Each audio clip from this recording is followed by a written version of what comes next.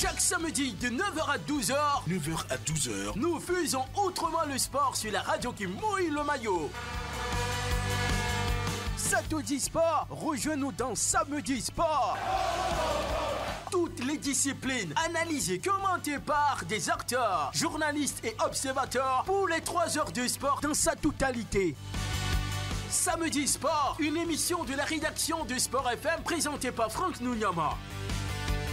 Tous les sports dans Samedi Sport, 9h-12h sur la radio qui... Bonjour à toutes, bonjour à tous, très heureux de vous retrouver comme tous les samedis pour Samedi Sport sur la radio qui mouille le maillot Sport FM 100 ans, la 91.9 que vous pouvez retrouver aussi sur le www.sportfmtg.com ainsi que nos différents réseaux sociaux Facebook, TikTok, que sais-je encore. Merci de faire confiance à la référence sportive. On est là pour ce que vous savez, Samedi Sport. Comme tous les samedis, on va parler de l'actualité du football au Bénin. Voilà notamment le titre de d'Adjé FC. On parlera également de la CAN de mini-football. Tout ça avec Roméo Yetor dans l'équipe d'Afrique. Après, on revient ici pour parler championnat scolaire et universitaire.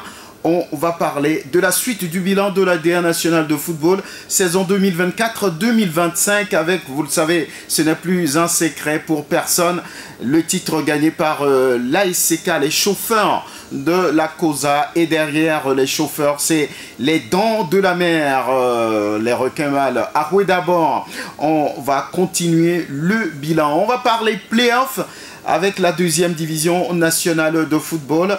Oui, encore une fois, comme toutes les saisons, on se retrouve avec un format qu'on amène in extremis. Et selon la Fédération togolaise de football, c'est les présidents de clubs, comme toujours, qui ont décidé comme ça. On va voir ce que c'est. On aura Gueler Inoussa depuis Sokodé à l'intérieur du pays, dans le septentrion. Si vous voulez, et on fait le tour également de la sélection junior qui s'apprête toujours pour le tournoi UFOAB reporté. Est-ce que cette fois-ci, cette équipe peut changer la donne?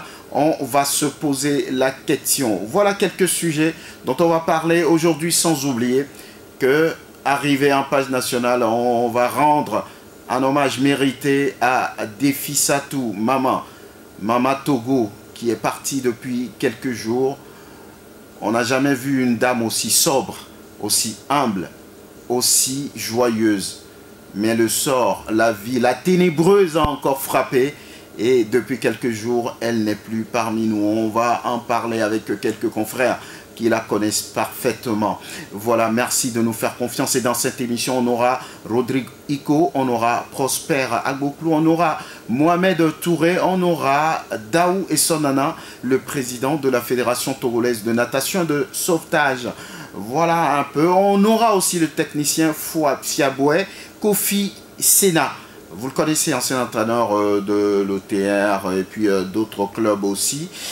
Merci de choisir Sport FM, la radio qui mouille le maillot. La vidéo, comme toujours, est gérée par Sœur Fonelum. Nous avons à la mise en onde Théo Ajavon, Aziz Koulibaly est bien là. Voilà un peu tous ceux qui, ce matin, vont pouvoir travailler pour que vous soyez heureux là où vous vous trouvez partout dans le monde, puisque on l'a dit, vous pouvez nous suivre également sur le www.sportfmtg.com.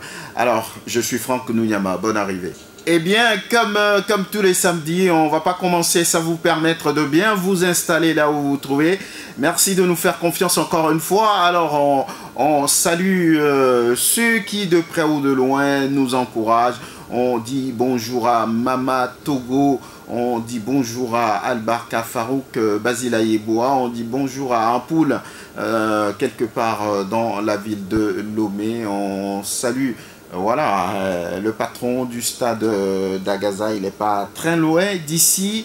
On pense véritablement à tous les confrères qui viennent ici nous soutenir dans toutes nos entreprises. On pense naturellement à la maison. Et devant moi, on a parlé de Théo Ajavon, on a parlé de Sœur Vonelom, on a parlé d'Aziz Ouedraogo. On dit bonjour à Roméo. On salue Grégoire Attignon, Latif Youruma. On dit bonjour à Marie-Christelle Pinto, Tata Francisca. On dit bonjour à Jean-Pierre Tata Agbezouké. On salue Antoinette Cabouret, Michel Abali. On salue tout le monde et on va dire bonjour et puis bonne arrivée à Esther Antoinette Konou, le cœur de quelqu'un.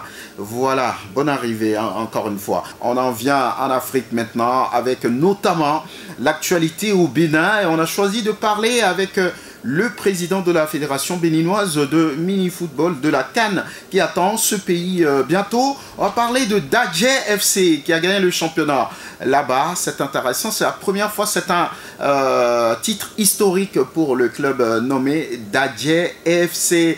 Alors tout ça avec l'équipe d'Afrique de Roméo Itor. Du 13 au 25 juillet 2025 a lieu en Libye la première Coupe d'Afrique des Nations de mini-football. Le Bénin y prend part, placé dans le groupe 2 avec le Ghana, la Tunisie et le Maroc. Comme je l'annonçais, nous sommes en direct avec le président de la Fédération béninoise de mini-football. Il s'agit de M. Wanvoegbe Sourou Germain. Bonjour, monsieur le président. Bonjour, éminent journaliste. Alors, nous sommes très ravis de vous recevoir encore pour une deuxième fois dans cette émission, puisque la date de la CAN se rapproche. Et ce qui est intéressant, vous avez pu aussi intégrer le Bénin dans la Fédération mondiale de mini-football. Félicitations, monsieur le président. Merci beaucoup. Alors, comme je le disais, votre pays, le Bénin, va aussi participer à la CAN. Quel est l'état de forme de vos poulains, monsieur le président? Ça fait déjà deux mois que la sélection nationale de mini-football est en préparation. Et du coup, à l'heure où nous parlons, l'équipe se porte très bien, est très en forme, elle se prépare, continue sa préparation par rapport à cette CAN. Donc, nous avons livré, l'équipe a livré 3 matchs amicaux avec un résultat de 2 victoires et 1 défaite. Alors, parlant des matchs amicaux, votre plus large victoire, si je ne me trompe pas, c'est face à Espoir de Diegré que vous avez battu 9-4. Oui, absolument. Exactement. Donc, vous avez également une sélection de 15 joueurs. Nous aimerons savoir un peu comment a été fait cette sélection. Merci beaucoup. Depuis déjà que nous avons joué le championnat l'année dernière, la saison dernière, oui. Nous avons dépêché des entraîneurs, des cadres techniques pour suivre ce championnat du début jusqu'à la fin. Oui. Après, nous avons organisé une sélection sur le plan national, c'est-à-dire du nord au sud. Et cette sélection également a été faite par des éminents techniciens en la matière. Et du coup, sur un effectif de 25 personnes et finalement un effectif de 25 à 30 personnes et finalement une liste de 15 personnes, 15 joueurs a été retenu. D'accord, les 15 sont les meilleurs du Bénin qui vont représenter justement votre pays. Nous allons nous intéresser encore à vos préparatifs. 3 matchs amicaux avant votre départ puisque la compétition s'ouvre le 13 juillet. Qu'est-ce qui sera fait avant votre départ pour la Libye? Voilà, par rapport à la préparation de la sélection nationale, l'équipe continue cette préparation avec encore en vue 2 matchs amicaux ou 2 matchs amicaux avant la fin de la préparation. À la fin, à 10 jours du départ, 2 semaines de départ, il y a une mise au vert qui va permettre à l'équipe de rester dans un esprit convivial, un esprit familier, un esprit habituel afin d'amorcer la phase de départ vers la Libye. Donc, voilà le programme. Le programme restera jusqu'à ce jour. Est-ce qu'il y a une rencontre amicale internationale au programme, Monsieur le Président? Nous sommes en train de prévoir faire un tour sur Lomé, chez vous, ouais. Si tout se passe très bien. Mais pour le moment, d'ici le vendredi, on va arrêter ce programme parce que nous allons finir le programme, les programmes nationaux, les matchs amicaux sur le territoire béninois avant d'amorcer au moins un match sur le territoire togolais. Donc, bientôt, d'ici vendredi, nous allons l'annoncer ou nous verrons comment l'annoncer. Chers auditeurs, nous sommes avec M. Wavouingbe Sourou Germain, président de la Fédération béninoise de mini-football, le Bénin qui se prépare pour la Coupe de la discipline. C'est du 13 au 25 juillet en Libye. Je le disais, le Bénin qui loge dans le groupe 2 aux côtés du Ghana, de la Tunisie et du Maroc. Monsieur le Président, que dites-vous de votre groupe? Un groupe fort, mais le football reste le football. Ce n'est pas la taille du pays qui compte. Je crois que nous avons également des jeunes talentueux qui sont dotés d'un esprit, d'une intelligence avancée et d'un esprit également avancé. Et sur le plan de préparation, ils savent, on a pu avoir les vidéos de la Coupe du Monde et les vidéos des équipes de ces différents pays. Du coup, il y a une préparation qui se fait par rapport à ça. Y a-t-il un pays que vous redoutez? Non. Tous les pays se préparent. Donc, nous allons à la guerre, comme on le dit. Hein. C'est ça. Et donc, nous allons affronter nos adversaires comme il se doit. Donc, on se prépare pour ça. Quelles sont les ambitions du Bénin en participant à cette Coupe d'Afrique des Nations de mini-football? Notre rêve le plus ardent, c'est de se retrouver en finale. Hein, en finale. Ce serait déjà un espoir du Bénin et je crois que nous travaillons pour ça. Monsieur le Président, vous avez réuni les professionnels de médias le 20 juin dernier pour une formation.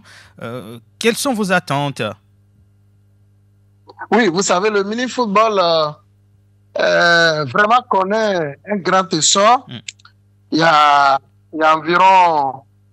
il y a 16 pays d'ailleurs qui prennent part à cette Coupe d'Afrique et nous avons une cinquantaine de pays sur le plan mondial et du coup cette discipline connaît actuellement aujourd'hui beaucoup d'essor et nous devons aussi jouer notre partition pour la visibilité de cette discipline. Donc nous avons beaucoup d'activités cette année et l'année prochaine. Au nom desquels nous avons la formation des journalistes, la formation des encadreurs, la formation des responsables des clubs et autres. Donc, nous avons démarré avant le championnat, c'est le championnat de cette saison, de cette année. Nous avons démarré par la formation des journalistes afin que tous les journalistes sportifs puissent connaître, savoir comment se pratique le mini-football, quelles sont les règles, l'éthique et la déontologie qui règne sur cette discipline dans le monde entier. C'est pourquoi nous l'avons organisé sous l'égide de la Confédération africaine de mini-football. Exactement, Monsieur Wavouingbe Sourou Germain, vous êtes également membre de la Confédération africaine de mini-football. Quel est l'avenir de ce sport sur le continent? Oui, vous allez non seulement, c'est vrai, comme vous venez de le dire, nous sommes membres de la Confédération africaine de mini-football et le Bénin fait partie des membres du comité mondial, comité mondial du mini-football. C'est quand même c'est une joie pour moi, c'est une joie pour le Bénin. Et c'est très important. Nos pays africains, le Togo, le Bénin. Parce que quand vous prenez le Bénin, vous avez le Togo à côté, vous avez le Ghana, vous avez le Nigeria, vous avez la Côte d'Ivoire. Tous ces pays de l'Afrique de l'Ouest, normalement, doivent travailler ensemble pour hisser très, très haut cette discipline, cette nouvelle discipline. Le Nigeria était déjà présent avant nous, le Ghana avant nous, la Côte d'Ivoire, le Togo n'y figure pas actuellement. Donc nous allons travailler pour que le Togo aussi fasse partie des pratiquants de cette nouvelle discipline. Ça rend la visibilité de tous les pays africains. Nous devons être au rendez-vous de toutes les compétitions africaines, continentales et pourquoi pas mondiales. Donc, c'est ce rôle que nous sommes appelés à jouer et bientôt, donc il y aura des compétitions qui vont relier le Togo, le Ghana, la Côte d'Ivoire, le Nigeria, pourquoi pas d'autres. Voilà. Alors, que dire pour conclure, monsieur le Président? Oui, pour conclure, je voudrais vous remercier. Vous avez été... Ça démontre combien de fois vous êtes attaché au sport, surtout au football, parce que vous avez réussi à me joindre, vous avez réussi à échanger avec moi pour connaître mieux, pour faire connaître la discipline pour le peuple togolais, le peuple béninois, qui sont le même, pour moi, les mêmes peuples.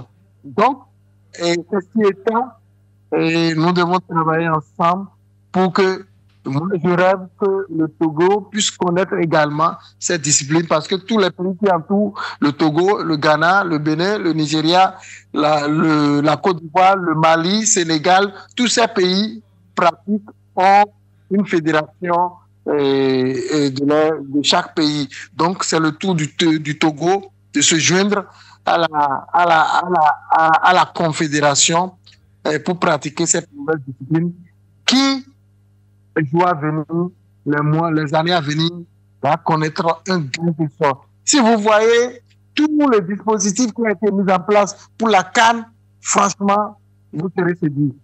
Mais je crois que ce n'est pas encore tard.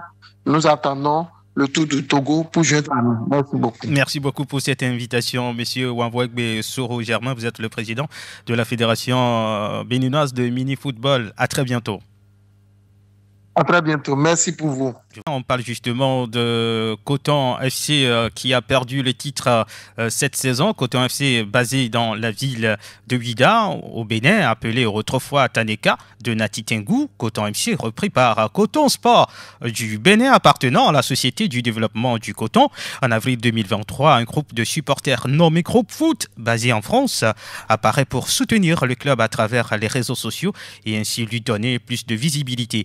En 2022, Coton FC a disputé son premier championnat. La saison qui suit, Coton FC devient champion du Bénin, champion 3 fois de suite avant de passer la main à Dadje FC couronné pour la première fois au Bénin. En ligne de Cotonou au Bénin, nous avons Michael Poté, ancien international béninois, membre du staff technique du Coton FC. Bonjour Michael. Ah, il y a un petit souci avant de... Voilà, c'est bon maintenant. Michael, bonjour. Bonjour. Alors, vous allez bien? Ça va bien, et chez vous, ça va? Ouais, ça va, nickel, merci. Super, ça nous fait plaisir de vous avoir. C'est un honneur pour nous de vous avoir, Michael Poté, dans cette émission. Alors, tout de suite, quel bilan dressez-vous? Bilan de la saison de Coton, votre équipe? Bon, tout d'abord, merci pour l'invitation, la considération. Alors, le bilan, on va dire, quand même, malgré le fait qu'on n'ait malheureusement pas gagné lors du match de la finale, pour être des champions, on va dire, c'est un bilan quand même assez positif. On reste sur une série de 24 matchs sans défaite, donc c'est pas mal. Quand moi je suis arrivé en deuxième partie de saison. C'était un petit peu compliqué, mais voilà, on a su redresser la barre et on a fini champion de la poule du Sud, de notre poule. Donc, on a eu l'opportunité de jouer contre les champions de la poule du Nord.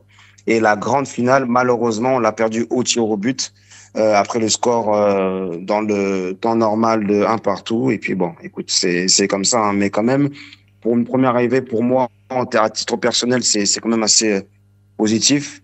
C'est plus que ce que je n'espérais. Et puis, on va essayer de préparer la saison prochaine le mieux possible. Voilà, une très belle expérience, première expérience d'ailleurs pour vous. Alors, selon vous, qu'est-ce qui a manqué ou a fait défaut à Coton cette saison? Bon, je pense que le départ a été un petit peu mitigé. Vous savez, quand on est champion 3 fois à la suite, tu es beaucoup plus observé, beaucoup plus attendu, regardé. Il y a ça, il y a ce statut à conserver. La formule aussi des 2 poules, c'était une première, c'est-à-dire des 2 poules, la poule du Nord, la poule du Sud, pour que l'année prochaine, on repasse à un format normal, en ayant une première division, deuxième et troisième division. Et ça fait qu'il y avait beaucoup plus d'équipes qui étaient amenées à jouer le maintien pour rester en première division pour la saison d'après. Donc, contrairement à d'habitude où tu as juste 2-3 équipes qui descendent, là, chaque match était beaucoup plus intensif, etc. Donc, c'était plus compliqué. Donc, voilà. Maintenant, qu'est-ce qui a manqué? Voilà, on a fait ce qu'il fallait. On a été champion quand même de notre poule. On a gardé cette suprématie. Maintenant, voilà, offensivement, on n'a pas su faire ce qu'il faut, etc. Donc, voilà, on a été solide. On a manqué un petit peu de personnalité à des moments. Un petit peu, voilà, et voilà, et l'équipe championne l'a mérité. Vous savez, dans le foot, moi j'ai toujours dit, il n'y a pas d'injustice. Hein. Ouais. Donc, s'il s'avère qu'on a, voilà, hein, si on n'a pas pu prendre le titre de champion des champions, ben, c'est pas grave, mais malgré tout ça, on gagne quand même une place en compétition africaine. Donc, c'est le point positif. Exactement. Vous avez fait une vingtaine d'années de carrière professionnelle. Mais qu'est-ce qui vous a décidé, Michael Poté, d'intégrer le staff du Coton FC? Bah, pour essayer de la faire courte, voilà, je suis dans la continuité de ma passion. Je continue de vivre de ma passion. Ça, c'est un avantage. J'ai toujours dit que j'étais un privilégié par rapport à ça. J'ai une académie que j'ai ouverte même en étant en activité, qui a fait ses preuves. Et voilà, je me dis, en me retirant des terrains, il faut que je reste quand même dans ce milieu-là. Et j'ai eu l'opportunité, étant proche du président, du fils du président, qui a ce club-là. Depuis quelques années, on en parlait comme ça. Et je lui avais promis que s'il s'avère que j'arrête ma carrière, pourquoi pas collaborer ensemble. Même au début, on parlait de finir ma carrière dans le club en tant que joueur, voilà. Et il s'est avéré que les choses se sont faites naturellement. On a échangé, on était sur la même longueur d'onde par rapport à ça. Et voilà. Et donc, je suis content. Et franchement, mon poste aujourd'hui de directeur sportif dans pour moi, aujourd'hui, le plus grand club aujourd'hui au Bénin. Je parle du moment. C'est une aubaine pour moi et c'est un privilège aussi. Ouais. Y a-t-il une possibilité de voir Michael Poté assis sur le banc en tant que coach un jour? Un jour peut-être, hein, mais j'ai eu l'expérience, j'ai eu cette expérience-là déjà à Chypre en première division. J'ai pris même un titre. Ça m'a plu. C'est parce que je suis quelqu'un du terrain, quoi qu'il arrive. Mais je suis venu ici dans mon pays pour aider d'abord à mettre les choses en place. Moi, j'aime bien, voilà, mettre d'abord les choses en place et puis après, les choses se feront naturellement. Mais pour le moment, là, d'actualité, non, c'est pas une priorité. Parlez-nous du projet sportif du Coton FC, devenir un grand du continent africain. C'est ce que j'avais laissé entendre et ce que je continue à laisser entendre quand je vois nos confrères, nos voisins qui ont su le faire avec notamment des ASEC Mimosa et autres, avec sans prétention, mais avec la plus grande des humilités. Je pense qu'on a le potentiel. Potentiel ne veut pas dire réussite. Hein. On a le potentiel pour pouvoir mettre un pied sur la carte de l'Afrique, comme je l'ai toujours dit. C'est un club qui est jeune, qui a 3 ans, qui a 4 ans aujourd'hui, 3 fois champion déjà. Donc ça prouve le potentiel et la capacité à relever les défis. Maintenant, voilà, on va essayer tout doucement pour une première, d'abord de rentrer dans les groupes, etc., etc., etc. Et c'est un projet à long terme, mais j'y crois. Moi, je suis quelqu'un de très optimiste et je le sens qu'on va faire de Coton quelque chose de grand. Quel est votre rôle dans le projet? C'est ça, c'est-à-dire c'est de continuer, parce que le club a été champion sans moi, hein, oui. C'est de continuer à faire grandir le club, l'équipe première, de la faire briller au maximum en apportant ma petite expérience, tout en m'occupant du centre de formation, des catégories d'âge, de mettre en place, parce que c'est l'avenir, de mettre en place le centre de formation, de former, d'aller recruter des jeunes talents d'ici ou de la sous-région ou de nos pays voisins, pour que demain, ça fait partie du projet. Et même les équipes féminines aussi. Aujourd'hui, le football est en train de se développer, le pays est en train de se développer. Et ce qui est bien, c'est que le club est en train d'avancer au même rythme du développement que le pays. Et c'est ça, c'est une aubaine, c'est une chance. Mickaël Potté, c'est votre première expérience ici en Afrique, mais vous avez joué dans des clubs à un niveau très, très, très haut. S'il faut analyser un peu le foot africain, qu'est-ce qui manque à ce football? Bon, il y a des choses, c'est de la visibilité, c'est de structurer un petit peu plus nos centres de formation, nos bases. Et voilà, parce que les meilleurs joueurs au monde, il y en a beaucoup qui viennent du continent africain. Ouais. On s'expatrie parce qu'on essaie d'aller chercher des meilleures structures, entre guillemets. Mais ça a commencé bien quelque part, même en Europe. Donc, c'est à nous aujourd'hui de faire pareil. Et c'est ce qui est en train de se passer. Tout le monde sait que voilà, l'Afrique est en train de se développer dans tous les sens du terme. Et voilà, faire partir de ce projet-là, ça fait plaisir. Maintenant, qu'est-ce qui manque, c'est ça, un peu de structure. Une structure, des gens comme nous qui ont eu la chance d'aller côtoyer le haut niveau, de revenir aux sources pour justement partager cette expérience-là, essayer d'apporter justement ce qui manque, à tous les niveaux. Donc voilà, il y a la capacité, il y a le potentiel, et quand il y a du potentiel, tu peux travailler avec du potentiel. C'est pour ça que j'ai été demandé où je suis passé, que ce soit en Europe, en Turquie et autres, mais je préfère aller là où il y a un manque, et notamment chez moi, pour pouvoir apporter. Voilà. Pas où il y a déjà tout, entre guillemets. J'ai bien entre grandes guillemets, parce que souvent je dis, il ne faut pas croire que ce qu'il y a à l'extérieur est meilleur que ce qu'on a chez nous. Mais nous, on a juste à l'exploiter. Et c'est ce que je suis venu essayer de faire. Voilà. Allez, merci beaucoup Mickaël Potté d'avoir accepté notre invitation. Nous vous souhaitons bonne chance avec Coton pour la saison prochaine. Merci beaucoup, c'est super gentil. Allez, à très bientôt, Mickaël Potté. Merci de choisir Sport FM, la radio qui mouille le maillot. Merci à l'équipe d'Afrique de Roméo et Thor qui nous a transporté un peu au Bénin avec l'actualité du mini-football. C'est une nouvelle discipline. Il y a une CAN très prochainement et le Bénin va y participer. On se demande que fait le Togo. Le Togo est où dans tout ça? Le Bénin va y participer. Vous avez écouté le président de la Fédération béninoise de mini-football. On a écouté également Mickaël Potté, ancien international béninois qui est maintenant dans l'encadrement de Coton. L'équipe, le club qui a perdu le titre là-bas au profit de Dadje Football Club avec toutes les subventions, tous les cadeaux derrière, vous les avez suivis forcément. Merci de nous faire confiance et on revient ici au Togo maintenant. On va saluer des invités qui sont dans la salle. Mohamed Touré, bonjour. Bonjour Franck, bonjour doyen de la natation et surtout à nos fidèles auditeurs. Très bien, merci d'être là. Bonjour Esson Anadaou. Bonjour Franck, bonjour aux auditeurs et auditrices de Sport FM. Très bien, il est le président de la Fédération togolaise de natation et de sauvetage. On va fouiller avec lui autour de l'actualité de la natation togolaise et puis l'actualité autour de sauvetage aussi. Ça va venir, même si depuis un moment on remarque qu'il y a un bras de fer entre cette fédération et le CNO par rapport à la fédération. Le CNO qui dit non, il faut séparer les deux fédérations. Oui, et son Anadao qui dit pas possible, ça ne dépend pas de moi, c'est les acteurs qui doivent dire non, maintenant on sépare. Donc on a toujours la Fédération togolaise de natation et de sauvetage. Alors, Esson Anadao, bonjour encore une fois. Bonjour Franck. Alors, que peut-on dire aujourd'hui par rapport à l'actualité, à l'activité de la FETONAS? La FETONAS se porte bien et les activités vont bon train. Et vous êtes sans savoir que nous brassons deux disciplines, la natation et le sauvetage, et nous arrivons à redynamiser et donner du renouveau à ces deux secteurs.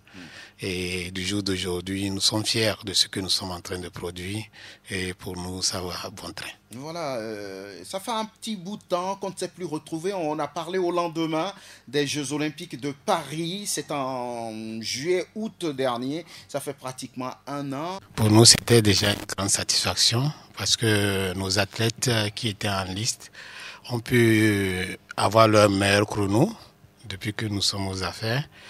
Et cela nous réjouit déjà. Et vu les performances des athlètes togolais au JO, et je pense que la natation n'a pas démérité. Et la natation a porté haut les flambeaux du Togo. Et alors, depuis leur retour, nous sommes quand même à pied d'œuvre. Nous travaillons toujours pour quand même les galvaniser, leur donner envie de faire encore mieux. Et pourquoi pas travailler dur et avoir des qualifications directes pour Los Angeles 2028. Los Angeles 2028, on revient vous voir dans quelques instants. Le temps pour nous de prendre la direction du Septentrion où se retrouve Gueuler Inoussa. Gueuler Inoussa, bonjour. Kounyama, bonjour aux fidèles auditeurs. Décalage horaire, coupure d'électricité oblige. Franck, bonjour. Bonjour à nos milieux auditeurs. On s'est réveillé parmi les vivants. Nous disons amen, Franck. Merci. On va aller très vite. Et on commence par les préparatifs des playoffs du côté de Semassi. Oui, les préparatifs des playoffs et surtout, après la réunion express hier, on devait peut-être voir parler des matchs amicaux. Ils ont fait un match amical face à une équipe de moins de 23. Communément appelé Pinjidi, battu 10 buts à 1. Mais cette fois, sur le calendrier est sorti au Loufadé, il y a des Cambi. C'est où se trouve maintenant le rectificatif.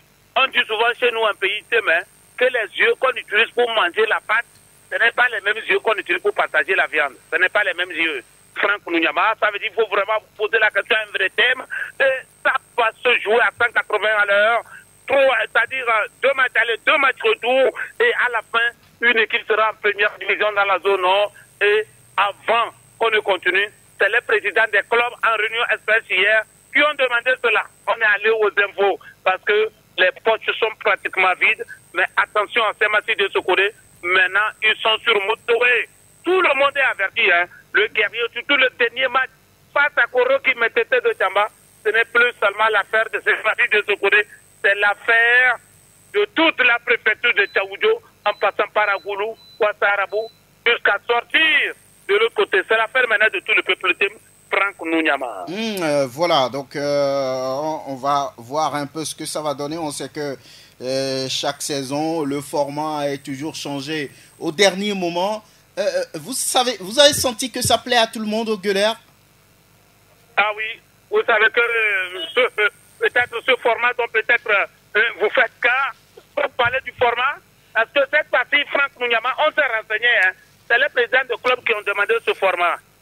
Franchement, parce que la poche est pratiquement vide. Parce que s'il faut donner peut-être 2 millions que la fédération souhaite donner, et aussi ils ont fait des efforts, hein. Ils ont fait des efforts, peut-être on reviendra plus en bas, parce qu'ils se disent que si on leur donne 2 millions, je fais 2 matchs à Cara, plus 2 matchs à domicile, reste plus les 2 millions, ça pourra nous aider, bref, à faire le transport, le manger, plus maintenant payer le salaire et dire aux enfants, félicitations, avant de partir, Franck Kounyama. Oui, on parle de réfection de terrain.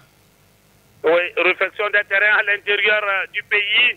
Vous savez, il y a eu d'abord 2 volets. Un volet pour le gouvernement, un volet pour la présidence. Et cette fois-ci, pour la présidence, il y a au total 10 terrains dont nous avons eu la chance de visiter le stade municipal de Tchamba pratiquement en semaine. Oh, que c'est super. Franchement, que c'est super. Du gazon naturel sorti du sol. On a déjà placé les poteaux. On a placé les arrêts filets. Nous avons vu en tout rouge le banc des remplaçants, le banc du 4e officiel. Et je me suis approché de celui qui est chargé de ce gazon-là où pratiquement un de ces jeunes, il m'a dit, nous avons fini Sotobois, nous avons fini pratiquement Blita, il reste maintenant à faire des rectificatifs. Nous sommes sur 4 terrains, Blita, Sotobois, Anier, plus maintenant Tchamba. On va aussi d'ici peu aller démarrer Badou. Ça, c'est une bonne initiative. Franchement, la main sur la conscience, si on avait commencé cela un peu plus tôt, dans les amours les plus réputés, même le 6e continent, à Djarpanga, à Tengiaté, on aura 16 heures de jeu. Et nous avons approché peut-être un des donateurs délégués qui nous a dit que ce n'est qu'une première partie. Ce n'est qu'une première partie de sa réflexion des terrains à l'intérieur du pays. Il nous a dit un sincère merci, que c'est une première partie, Franck Kounyama, et on verra. Et dès que nous sommes sortis directement de là, parce que quand j'ai aussi appelé Mourfousseli m'a dit, Bafilo, c'est pratiquement les mêmes situations. Au niveau de Blita, à 80%, c'est terminé.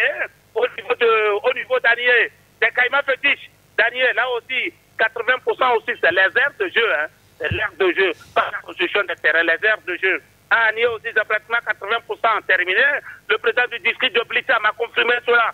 C'est presque la même chose. Et quand on est sorti de là, on a vu une jeune équipe communément appelée l'Académie Tilata Sport de Tchamba. Et on était proche d'eux. On a suivi pratiquement une séance pratiquement de 30 minutes. Le président y était, Oumokou Aminou y était. Il m'a dit qu'il a son récépissé pour avoir ce centre-là pratiquement depuis 2018. Il travaille là-dessus. Il a déjà sorti des grands joueurs comme Pereja ou Zerundine. Il a fait l'entente avec l'histoire de Sokodo. Aujourd'hui, il est à Era Africa au Ghana. Souvent, il est souvent convoqué à l'équipe nationale. Un certain Fofana Sakiou, qui est avec Tambo Football Club de Dacia. Mandé Jamiou, du CDF Akounou, Ataoua Kamaloundine, Ndiko Fofana Ali, sont de Koro qui mettait le Football Club de Tchamba. Et Zelaouzine Taoufik, qui est avec Gomi de Football Club. Il a pas du travail. On a vu des jeunes enfants de moins de 13 ans, de moins de 18 ans, et puis de 23 ans. Il se dit que l'avenir promet. Même maintenant, il reste maintenant l'accompagnement Franck Mounyama. Félicitations à ce centre Tilata Sport. Tilata, ça veut dire Antamba Franck Mounyama. Aimons-nous les uns les autres Franck Mounyama. Oui, on va terminer avec vous. Que dire? Ah oui, on va maintenant parler de la convocation de l'équipe nationale locale. Franck Mounyama, mais je ne sais pas, j'ai l'impression que Kader se perd. Hein. Kader se perd totalement. Cette convocation, on va où? Une première question, Franck Mounyama. Cette convocation-là. C'est moi qui pose les questions. Voilà. J'aimerais poser la question à Franck. J'aimerais poser la question à Kader Koubadia. Cette convocation, on va où? Ça, c'est un. Et puis ensuite, il a convoqué des joueurs blessés, des joueurs fatigués. Et puis, comment vous pouvez penser un attaquant, après 26 journées, à marquer 2 buts? Oh, bien, Togo Douamea. Un attaquant, 2 buts. On va dire qu'il est attaquant, il a marqué 2 buts. Et puis on a laissé les vrais joueurs à la maison. Hein. Quand vous prenez un certain Tchakei Moucheri de la Côte de Cara qui a marqué pratiquement au-delà de 8 à 9 voire même 10 buts, on le laisse de côté. Et ensuite quand vous prenez, je connais 3 joueurs d'espoir de Dior, de vrais combattants. Un certain Azuka Kwame, un certain Junior Sena, il y a un certain Kofi Maoukoulmi. Non, de vrais joueurs. Oui, ça c'est vos yeux. Les yeux de l'entraîneur. Les yeux du coach ne sont pas les mêmes que vos yeux. Voilà, reste à savoir, est-ce que Kader s'est promené pour voir comment s'est déroulé le championnat togolais?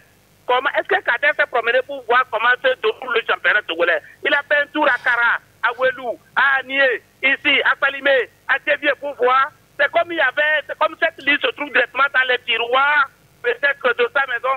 Venez, on pouvait prendre l'argent là, ajouter quelque chose aux 2 millions que la fédération va se débrouiller pour donner aux 2e division APA. Et il y a quoi concrètement dans ce pays? On ne comprend plus rien. Et j'ai l'impression, je vais terminer, Franck Mounyama, vous savez, entre la fédération et le ministère, il y a quelque chose qui ne va pas. Quelque chose ne va pas là-bas. Alors que quand on avait mis la dame, quand le colonel a on a dit que bon, c'est les 2 hommes, bref, des officiers supérieurs, bref, de l'armée togolaise, ils vont nous accompagner. Mais aujourd'hui, absolument rien. Entre la fédération et le ministère, il doit y avoir un problème. Finalement, c'est comme ça que j'ai fini par comprendre. Et dans tout ça là, Kader qui envoie cette liste, le directeur technique national est où? Très bien. Le directeur technique national, bientôt. Très bien. Ils ont envie de suivre le foot pour Franck Mounyama. On vous a compris, oui. Non, merci. Non, c'est trop. Il faut que le ministère et la fédération puissent et puis nous accompagner, Franck Mounyama. Merci. Merci bien. Guelar Inoussa, à très très très bientôt. Voilà, Guelar Inoussa qui parlait de l'actualité, surtout les préparatifs de Semassi pour les playoffs. Ça va se jouer encore une fois comme la phase régulière. Hein, donc voilà, il y aura des matchs en aller-retour entre les clubs de la poule A, des matchs aller-retour entre les clubs de la poule B. Et puis après, les premiers de chaque côté vont se qualifier pour la division supérieure. C'était Guelar Inoussa. On revient à Esson Anadaou qui parlait du bilan satisfaisant après les Jeux Olympiques avec les chronos réalisés par les athlètes qui étaient présents là-bas. Oui, ça c'est côté athlètes qui se sont bien comportés au-delà de tout ce qu'on peut dire maintenant. Côté projet, côté avenir, côté tout ce qu'il va se faire dans les jours, les semaines, les mois à venir. En principe, ce week-end devait être dédié au championnat national de natation, mais cela a été reporté sur le week-end prochain. Et après cela, nous avons le championnat du monde de natation qui sera à Singapour le mois prochain, où Giordano Daou, qui est à Paris, et Amenou Marie Dédé, qui est à Strasbourg, ont représenté le Togo. Et après cela, nous avons une clinique, une formation en coach niveau 2 de la WADA aquatique qui sera suivie d'une formation en sauvetage moniteur international organisée en collaboration avec la RLS. Après cela, il y a l'association des gardes-côtes américains qui viendront aussi pour une formation internationale qui va regrouper plusieurs pays ici à Lomé. Et le championnat national de sauvetage suivra. En temps, j'ai oublié le 25 juillet prochain où nous allons célébrer la journée internationale des noyades, de la prévention des noyades à Neho, qui sera couplé par le championnat national d'Open Water, la natation en eau libre. Voilà un peu résumé tout ce que nous avons à faire. C'est un peu chargé, on peut dire. Beaucoup chargé. Vous avez les moyens, toutes les dispositions pour en arriver là? On le fait de notre mieux, comme d'habitude. Et cette année, le ministère a un peu haussé notre cagnotte, mais c'est insuffisant. Mais quand même, nous essayons de jouer sur nos relations personnelles pour pouvoir y aboutir. Par exemple, sur les prochains championnats du monde là, à Singapour, vous avez dit. Oui. Et quels sont les objectifs de la Fédé? Et c'est toujours dans cette progression. Aujourd'hui, c'est comme nous l'avons dit, nous sommes dans un dynamisme où nous voulons mettre tout en œuvre pour que d'ici Los Angeles 2028, nous puissions avoir au moins des qualifications directes. Alors nous encourageons, nous galvanisons nos athlètes pour qu'ils puissent quand même progresser dans leur chrono et que d'ici là, nous puissions faire les minimums. Oui, le plus gros projet de votre mandature, c'est bien la construction d'une piscine olympique. Ça tient toujours? Bien sûr. Je pense qu'actuellement, nous sommes dans la phase un peu, je peux dire, un peu finale, où nous sommes en train déjà de prendre contact avec quelques opérateurs, quelques bailleurs pour pouvoir voir comment nous allons mobiliser les fonds. Sinon, le projet en lui dans sa phase de rédaction est fini et aujourd'hui, c'est les moyens qu'il nous faut. C'est un gros projet. Nous ne voulons pas faire un truc juste parce qu'il faut le faire, mais on veut faire un truc futuriste. Et vous êtes confiant par rapport au budget? C'est un projet d'un peu plus d'1 milliard, hein? Voire plus, hein? Voire plus, une dizaine de milliards. Et c'est pour ça que nous voulons rêver grand et faire un truc futuriste pour que ça ne soit pas un truc qui vienne faire quelques années, mais qu'il y ait un truc qui puisse être là dans le temps. Sonana Daou, que voulez-vous dire pour terminer cet entretien? Juste remercier le public sportif togolais qui est là toujours à nous encourager, à nous accompagner et remercier aussi les journalistes qui depuis ne cessent de nous encourager et de nous accompagner dans notre travail. Et Sonana Daou, merci d'être venu. C'est moi qui vous remercie. Et à très très très bientôt. Merci. Voilà, et Sonana Daou, président de la Fédération togolaise de natation et de sauvetage. On a parlé natation, oui, on va continuer juste après cette petite pause. Et merci de choisir Sport FM, la radio qui mouille le maillot. Au-delà de tout, on poursuit cette émission. Fiaboué Kofi Sena, bonjour. Bonjour Franck. Tout va bien? Je rends grâce. Très bien. Alors, on va continuer, on dira, la suite du championnat. Théo me fait signe, Warner est là. C'est ça? Oui, on va poursuivre avec le bilan, la suite du bilan. Après la première division nationale de football saison 2024-2025, où, par exemple, ACNOUR a fini 12e pour le moment, parce qu'en bas, ça risque de bouger. Alors, on a en ligne le directeur sportif de ce club, ACNOUR, Warner, qui est en ligne. William Warner, bonjour. Oui, salut Franck et salut tout le monde. Tout va bien?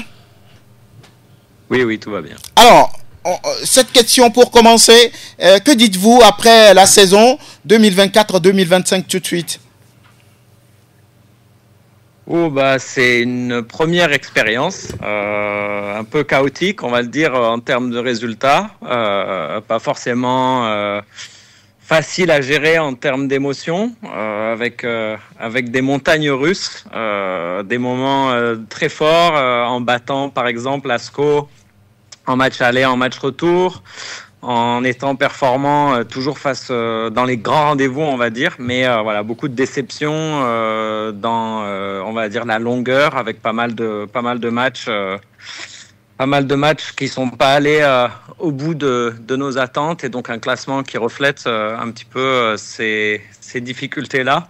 Mais pour une première saison, on est très content d'être maintenu et d'avoir pu prouver aussi que le football, c'est encore populaire, qu'on peut encore stimuler les foules, qu'on peut encore ramener du monde au stade. Et une de nos plus belles victoires cette saison, ça a été vraiment le soutien des gens, que ce soit à Cara ou à Lomé. La billetterie qui s'est petit à petit vraiment bien renforcée, et le soutien qu'on a reçu sur les réseaux sociaux qui valide en tout cas notre travail. Et on se projette sur l'année prochaine avec forcément plus d'ambition. Oui, William Warner, lorsqu'on vous écoute, au-delà de toutes les difficultés que vous avez rencontrées, c'est une satisfaction dans la production de jeux, parce que certains clubs ont dit clairement que ACNOUR était le club qui leur a posé plus de problèmes. Oui, après, nous on reste fidèles à nous-mêmes, parce que pour deux raisons. La première, c'est pour la dimension spectacle. On pense que le foot, c'est un spectacle, et que on parle beaucoup, en tout cas en ce moment, d'économie du sport. On se demande d'où va venir l'argent. L'argent, il viendra du fait que les gens viennent au stade et que les sponsors aient envie de mettre leur bannière dans des stades remplis, avec des gens qui viennent prendre du plaisir. Donc c'est très important pour stimuler le marketing, et donc les financements, de créer du spectacle et d'avoir du monde qui vient. Donc ça, on y reste très fidèle. Et ensuite, aussi, on forme des joueurs, et pour former les joueurs, il faut les challenger, il faut les mettre en difficulté, il faut les obliger à se dépasser. Et ça, on l'a appris depuis le début du centre de formation. À l'époque, on nous battait 6-0 dans le quartier, et puis on finissait par battre les grands frères du quartier. Donc ça se fait toujours par étapes. Et effectivement, cette année, on a beaucoup appris. Mais ça portera ses fruits sur le long terme, en tout cas. Et une première expérience en première division nationale de football, au niveau mental, au niveau physique, au niveau technique de votre équipe. Qu'avez-vous retenu? C'est difficile quand vous voulez comparer par rapport à d'où vous venez?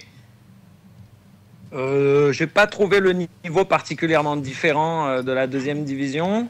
Peut-être, je pense que le contexte aussi explique pas mal de choses. On va dire que la dimension championnat marathon a franchement compliqué les choses. Dans un contexte qui est le même pour tout le monde, mais avec effectivement une équipe un peu plus jeune et un peu moins préparée à ce type de rythme. Ça a pu avoir une sorte d'incidence. Et puis derrière, comme vous le dites, sur le plan physique, sur le plan mental, on rencontre peut-être des intensités un peu différentes, mais je pense que globalement, on a peut-être, sur les enjeux aussi, été dans une position un peu différente. L'année dernière, les 2 années passées, il y avait ces objectifs de montée. Donc forcément, la course au résultat à certains moments a peut-être pris un peu le dessus. Là, cette année, l'objectif, c'était vraiment match après match, Et bon, peut-être que sur le plan mental, le manque d'objectifs a peut-être aussi eu un peu d'incidence, ouais. Oui. Vous avez eu à battre, vous l'avez dit, Asco en aller-retour. Vous avez pu battre aussi en Entente 2. Vous avez tenu tête à d'autres clubs. Mais voilà, lorsqu'on regarde un peu votre classement, vous avez occupé la place du premier non relégable. Alors, qu'est-ce que ça vous dit tout ça? Ça promet, ça vous encourage à continuer à persévérer? Oui. Bah, de toute façon, demander à toutes les équipes qui nous ont rencontrés, je pense que toutes les équipes qui nous ont rencontrés ont souffert. Hein. Elles ont obtenu des résultats dans certaines situations parce que voilà, il y a quand même encore de la maturité à gagner chez nous. Mais oui, en fait, on positive beaucoup et on sait que aussi cette année, on est entré en championnat dépourvu quand même de pas mal de nos joueurs. Hein. On a 2 joueurs qui sont partis en Jordanie, Atakora qui était un de nos meilleurs buteurs et Aboubakar qui était un de nos piliers défensifs. On a Sokpoli qui est parti aussi à Accra. Donc on a plusieurs joueurs qui petit à petit aussi avancent dans leur carrière et donc il faut venir générer de l'expérience chez les nouveaux joueurs qui arrivent de l'académie. Et ouais, voilà, forcément, avec ça, il y a toujours des temps d'adaptation, des temps de progression. Mais on est plutôt positif sur cet aspect-là. Après, il faut aussi, et c'est très important de le dire que c'est un parcours qui est très intense physiquement, mentalement, etc., mais aussi économiquement. Et ça fait aussi partie des défis qu'on espère que la fédération nous aidera à résoudre. Et voilà, nous permettre aussi d'être un peu plus tranquille d'esprit au cours de la saison. Oui, vous avez parlé côté financier. Vous venez de dire que la fédération, c'est votre espoir, peut-être va vous aider, va revoir les choses. Ça veut dire que ce que vous avez reçu cette saison, c'est infime pour un championnat de D1, voulez-vous dire? Oh bah, je pense qu'ils le savent. Après, eux, ils font de leur mieux. Enfin, je pense que la fédération, ce qu'elle peut nous aider à faire, c'est d'abord nous aider à ce que la logistique soit moins lourde. Mais oui, après, dans la recherche de financement, aller un peu plus loin que la Lonato, aller encore améliorer l'attractivité du championnat, l'image du championnat, pour pouvoir attirer plus de sponsors. C'est plutôt dans ce sens-là. C'est pas juste de verser de l'argent qui arrive de nulle part, mais c'est essayer de générer de l'argent en étant attractif. Je pense que FIFA Plus a pas mal aidé, mais maintenant il faut remplir les stades et c'est là où il doit y avoir un travail. Moi, par exemple, une chose qui me choque beaucoup et que j'espère qui sera révisée, c'est le prix des tickets qui sont pratiqués, par exemple à Lomé, quand le plus petit des tickets pour aller s'asseoir en plein soleil ou parfois même rester debout est à 1000 francs et que il y a un contexte économique qui empêche quand même les gens de venir au stade avec ce type de tarif-là. En tout cas, c'est prohibitif. Ça ne renforce pas, par exemple, l'attractivité. C'est un exemple que je donne. Mais on pourrait en faire plein et voilà, en plus on a plein d'outils pour pouvoir un peu améliorer l'image du championnat. On a 228 foot par exemple .tg qui est, je pense, aucun championnat africain n'a comme outil pour pouvoir faire valoriser les statistiques, valoriser les joueurs. Il y a énormément de choses à faire et voilà, c'est ce qu'on espère qu'ils vont faire au fil du temps. Que dites-vous de la programmation, le calendrier du championnat? Ça vous a embêté ou bien à ce niveau de l'organisation, tout va bien? Non, mais ça c'est inacceptable. C'est une catastrophe de toute façon pour tous les clubs et pour les joueurs. Vous imaginez des joueurs qui s'entraînent, qui se maintiennent en forme dans des tournois de quartier pendant quelques mois parce qu'il n'y a pas de compétition, qui perdent le rythme et qui doivent ensuite, sans avoir forcément été salariés dans beaucoup de situations, revenir sur le terrain et donner le meilleur d'eux-mêmes et faire ça en quelques mois avec tous les voyages et tous les risques que comportent ces voyages. Avec les niveaux de fatigue qui s'accumulent, c'est vraiment inacceptable. Mais c'est aussi inacceptable d'un point de vue technique. C'est très difficile pour les clubs de préparer leurs effectifs, de préparer ensuite leurs équipes sans visibilité sur des dates stables de début de championnat. Donc voilà, après on comprend les défis qui dans les secrets un peu des comités d'organisation, et il faut pas leur jeter la pierre de manière un peu populiste en disant tout est la faute de la fédération. Forcément, c'est des choses sur lesquelles il faut essayer de s'améliorer pour nous aider, nous les clubs, à mieux nous préparer et être plus performants et meilleurs pour tout le monde. Et voilà, William Warner, alors, on est à la fin du championnat, de la saison. Vous avez juste, ou bien vous êtes juste sauvé cette saison, puisque vous êtes, on va dire, 12e. Alors, vous êtes tranquille, parce que le classement n'est pas encore sorti. Et oui, ça peut bouger. Est-ce que vous dites des choses de ce côté? On observe la situation, parce qu'on regarde un petit peu ce qui se dit dans les médias. Après, je pense qu'on a plutôt un esprit serein parce qu'on comprend que c'est quelque chose qui est interne à l'institution et au fonctionnement des octrois de licence. C'est pas vraiment une situation classique où on pourrait retirer des points à un club ou à un autre, parce que la faute ne provient pas forcément des clubs. Donc voilà, nous on regarde ça en espérant justement que ce soit quelque chose qui puisse permettre à encore une fois l'institution et le football de s'améliorer, de découvrir qu'il y a ce type d'erreur. Mais en tout cas, si on commence à condamner un club pour ça, on risque de condamner beaucoup de clubs, parce qu'il y a plein de clubs qui ont enregistré des joueurs étrangers, et je pense que si ça a été pratiqué de cette manière-là pour un octroi de licence de joueurs étrangers, ça a dû être le cas pour beaucoup. Donc moi j'espère en tout cas que les choses, en tout cas avec le recul qu'on peut prendre sur la précipitation dans laquelle en plus le championnat a été organisé, voilà, que les choses vont se faire de manière correcte et mesurée. Oui.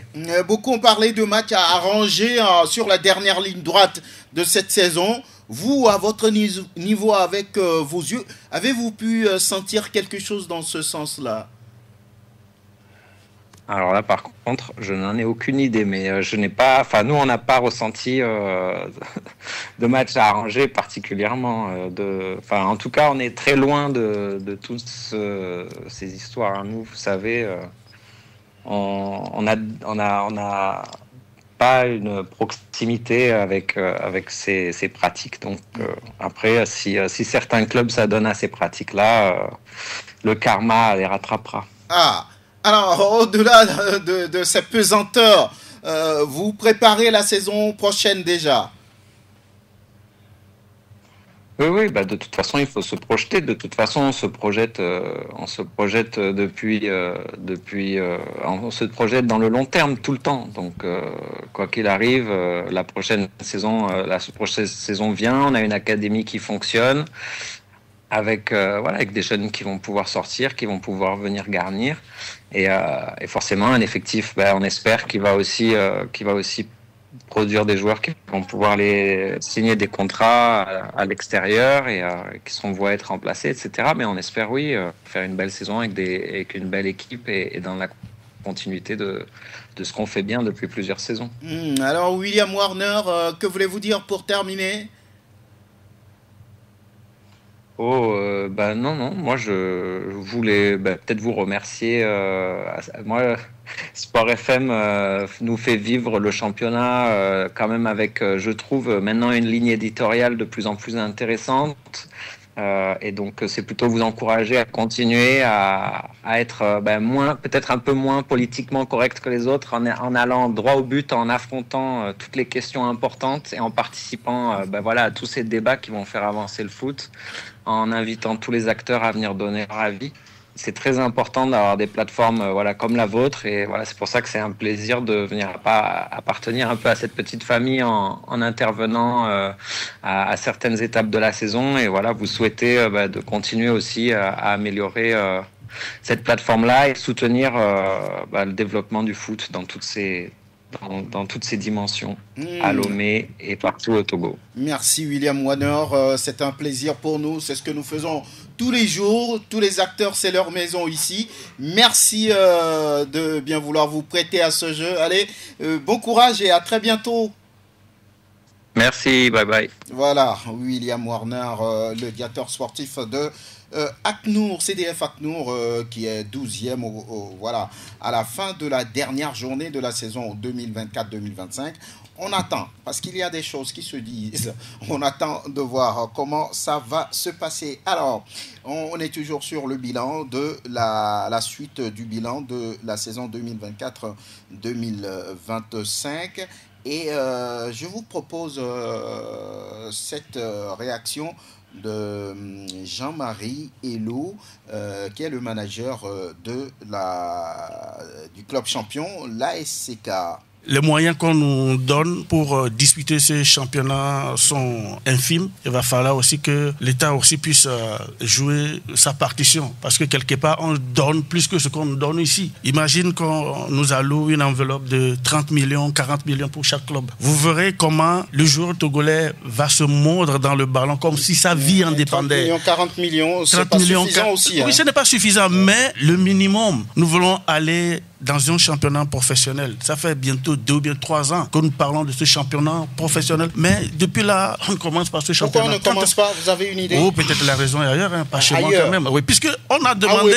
Attends, non, pas du tout. On a demandé aux clubs de se conformer pour jouer un championnat professionnel. Je pense que les clubs l'ont fait. Maintenant, pourquoi on ne démarre pas? Vous ne savez pas. Je ne sais pas. Quelle est la différence entre ce titre et celui de 2019? Celui de 2019, disons qu'on était venu fraîchement de la 2e division, on a pris ce titre. Mais celui-là, ça nous fait tellement du bien. C'est-à-dire, au départ, on n'avait pas ça en idée. On a pris ce titre-là devant nos supporters et dans notre enceinte.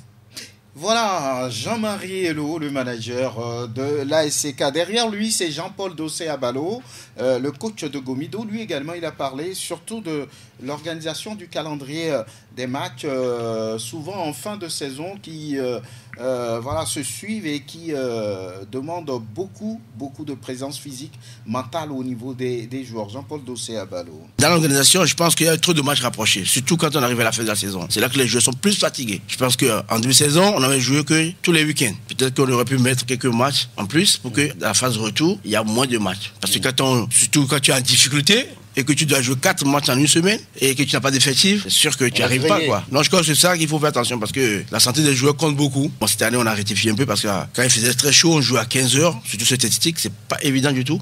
Après, on a changé. Et ça, c'était le point positif. Mais sinon, dans l'approche des matchs, je crois qu'il faut faire attention pour les prochains champions qui vont arriver. Parce que c'est très, très compliqué pour les joueurs. Si vous devez choisir 2 matchs qui vous ont le plus marqué au cours de cette saison. Dans les deux sens, 2 matchs. Je crois que le match contre ACNUR, que ce soit à la maison ou bien chez eux, c'est nous qui nous avons posé des problèmes. Mais malgré ça, on a gagné chez eux. Mais chez nous, on a fait match nul. On égalise vers la fin. Mais ce match, je ne me voyais même pas mon équipe revenir au score. Parce que c'était très, très, très compliqué. Je crois que c'est ce point qu'on avait pris qui nous a permis de se relancer parce qu'on était vraiment dans le trou, mentalement, surtout pour les joueurs.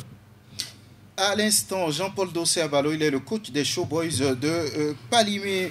Alors, Fiaboy Kofi Sénat, oui, Jean-Marie parle des moyens insuffisants qu'on leur donne. Il y a d'ailleurs l'équipe qui pourrait se retirer des préliminaires de la Ligue africaine des champions. Alors, quand vous écoutez ça, quand quelqu'un dit ça en tant que coach, qu'est-ce que ça vous dit? Une déception. Et dans ce contexte où, pour devenir ou bien être champion, nous savons tout ce que ASCK a fait. Et un début de championnat assez compliqué. Et ils ont retrouvé leur marque à la phase retour. Et ils se sont battus dur pour être à ce niveau-là. Et maintenant, qu'à la fin, qu'on dise au staff et aux joueurs que, au vu des situations financières, on ne peut pas présenter notre équipe à une coupe continentale. Je pense que d'abord... C'est vrai que ce n'est pas encore fait, ce n'est pas encore une décision définitive, mais s'ils ne trouvent pas les moyens nécessaires, oui, ça pourrait être le cas. Je pense qu'ils vont trouver le moyen. C'est vrai? Ils vont trouver le moyen forcément. Ah. Et le président, il a fait plus de 3 ans déjà. Et je ne crois pas que ce serait une exception cette année. Et certainement, je pense que ce que le manager a dit l'autre fois, c'était plutôt un appel au gouvernement ou bien aux premiers responsables de ce sport-là, de pouvoir revoir peut-être les subventions qu'il alloue souvent au début de ces compétitions-là. Donc je pense que, quoi qu'on dise, ACK ira sur le continent. D'abord pour le Togo, parce qu'après tout, il peut y avoir des sanctions également au niveau de la CAF, où on pourrait refuser un accès futur. Peut-être si les choses sont faites dans les règles de l'art, il n'y aura pas de problème. Nous attendons de voir. Voilà. Fiaboua Kofi Sena un peu en retrait ces derniers temps. Oui, qu'est-ce qu'il en est? C'est bon, on va retrouver un banc la saison prochaine. Comment ça se passe? Forcément, pour la saison prochaine, ça vient déjà. Et pour la saison passée, je pense que j'ai décidé de faire un petit mea culpa, rester un peu en arrière, regarder tout ce qui se fait. Vous savez, je suis toujours jeune. Ça fait plus de 10 ans que je suis dans l'entraîneurat. J'ai reçu beaucoup de coups également. Donc, j'ai jugé bon de rester un peu loin de tout ça. Et ça fait même que cette saison, je n'ai pas regardé beaucoup de matchs non plus. Mais je pense que d'après mes analyses, je pense que ce ne sont pas les occasions qui ont manqué, hein, surtout la phase retour. Il y a des clubs qui m'ont beaucoup sollicité. Et il y a certains, j'ai dit non, mais par la suite, j'ai travaillé avec leur coach et les membres de staff. Mais la saison prochaine, je serai là. C'est sûr. On a déjà, on va dire, une destination. Pas encore. Pas encore, mais ça va se faire. Ça va se faire. Oui, pour ce temps passé loin des stades, vous dites que vous n'avez même pas suivi beaucoup de matchs. C'était quoi? On était un peu fâchés par rapport à ce qu'il se passe autour du foot togolais, le championnat, tout ce qui se passe. Non, pas forcément, pas forcément. À des moments donnés, j'étais parti faire des formations de gauche à droite et pour parfaire également l'art que nous avons. Vous savez, quand vous êtes là et que vous ne travaillez pas ou bien que vous n'avez pas la matière, vous perdez beaucoup de compétences. Donc ces temps m'ont permis d'aller faire quelques stages pas loin du Togo quand même. Mais ces stages m'ont permis également de voir autrement le football actuel. Et de l'autre côté également, pour le développement personnel de soi, je pense qu'il faut à un moment donné de vouloir grandir. Je pense que ce temps-là m'a permis de grandir émotionnellement et également mentalement. Très bien, Mohamed Touré, oui, ASK, possible retrait de la Ligue africaine des champions, des préliminaires. Balo Dossé, lui, il a touché le point de l'organisation, la programmation des matchs au moment de cette saison 2024-2025. Oui, voilà. C'est possible de voir ASK ne pas disputer les préliminaires. Je ne sais pas en quoi cela vous étonne. Ce n'est pas d'une surprise. Parce qu'ASK l'avait annoncé dès leur élimination par la SEC Mimosa, je me rappelle bien. La saison dernière. Oui, la saison dernière, Gueuler sur cette antenne avait crié haut. Alors qu'on sait la position de Gueuler. Gueuler, c'est un conseiller principal du président d'honneur de l'ASK. Donc il avait dit sur cette antenne que ASK cette fois-ci ne va plus jouer le haut du tableau et qu'ASK ne va même plus s'engager pour des campagnes comme ça, donc ils vont se baser sur la formation. C'est pourquoi en début de championnat, certains résultats de l'ASK nous surprenaient et même plusieurs personnes soupçonnaient que peut-être comme ils ne voulaient pas jouer le haut du tableau, c'est pourquoi ils sont en train de faire des arrangements, mais par après ils ont décidé de glaner les titres, mais s'ils ne s'engagent pas, je pense que ce n'est pas d'une surprise. Donc, ils ont évoqué, parce que l'affaire de moyens qu'ils viennent d'évoquer, c'est un faux argument.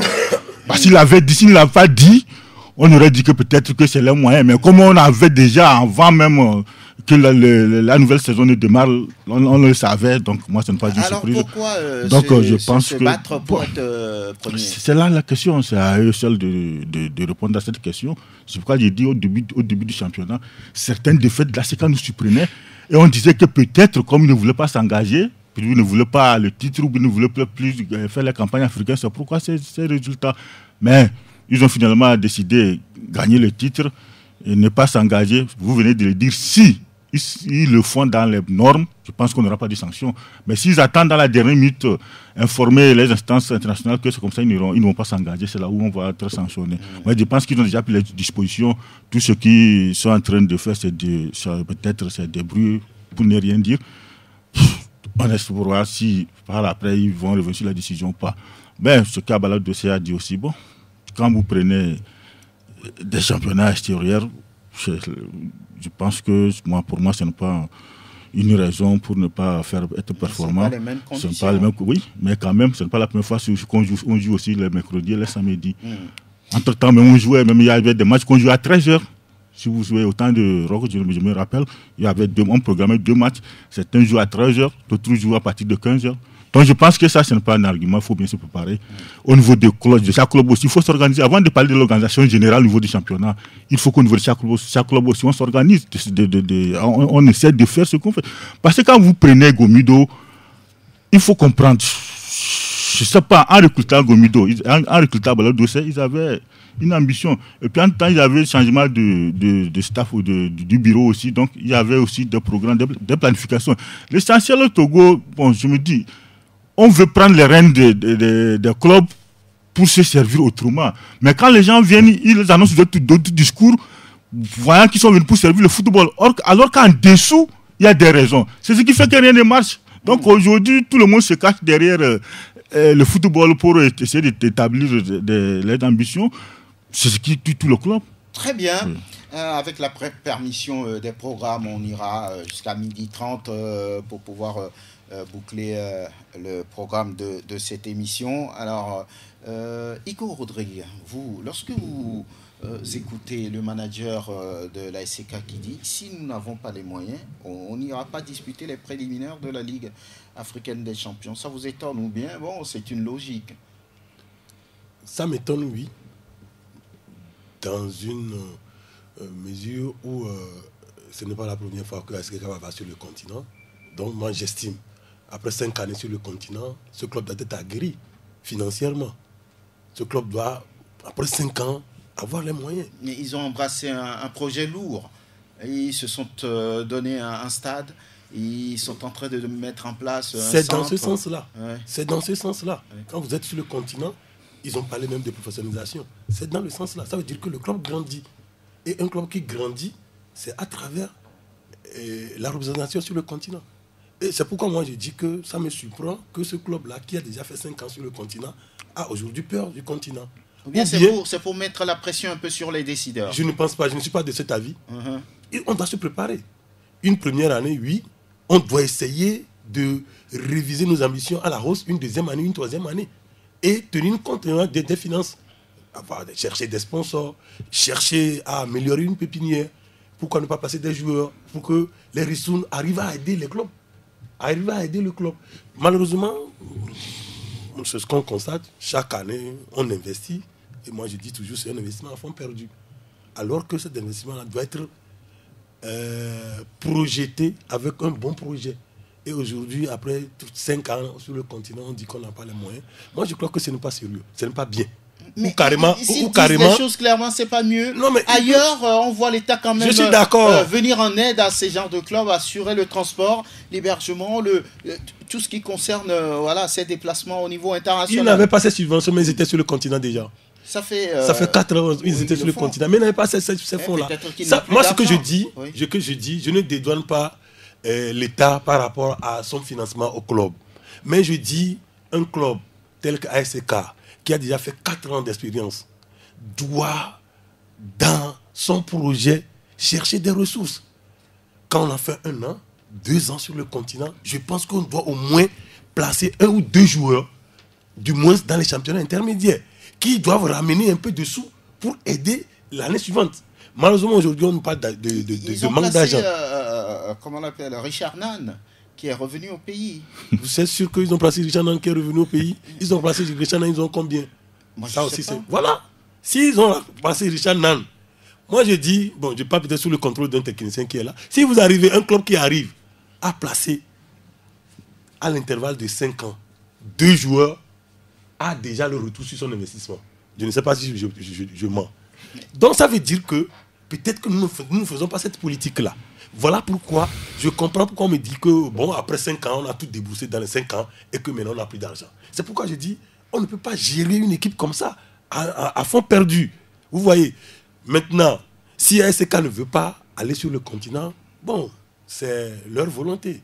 Quitte à laisser la place maintenant aux autres qui veulent aller. À qui? À Bouloulessou? C'est le premier ou carrément le deuxième va, le troisième l'accompagne. Puisque c'est également le ranking de notre championnat sur le continent. Il ne faut pas perdre la place là. Nous devons savoir qu'on a pris l'habitude, le premier joue la Champions League et le deuxième joue la Coupe CAF.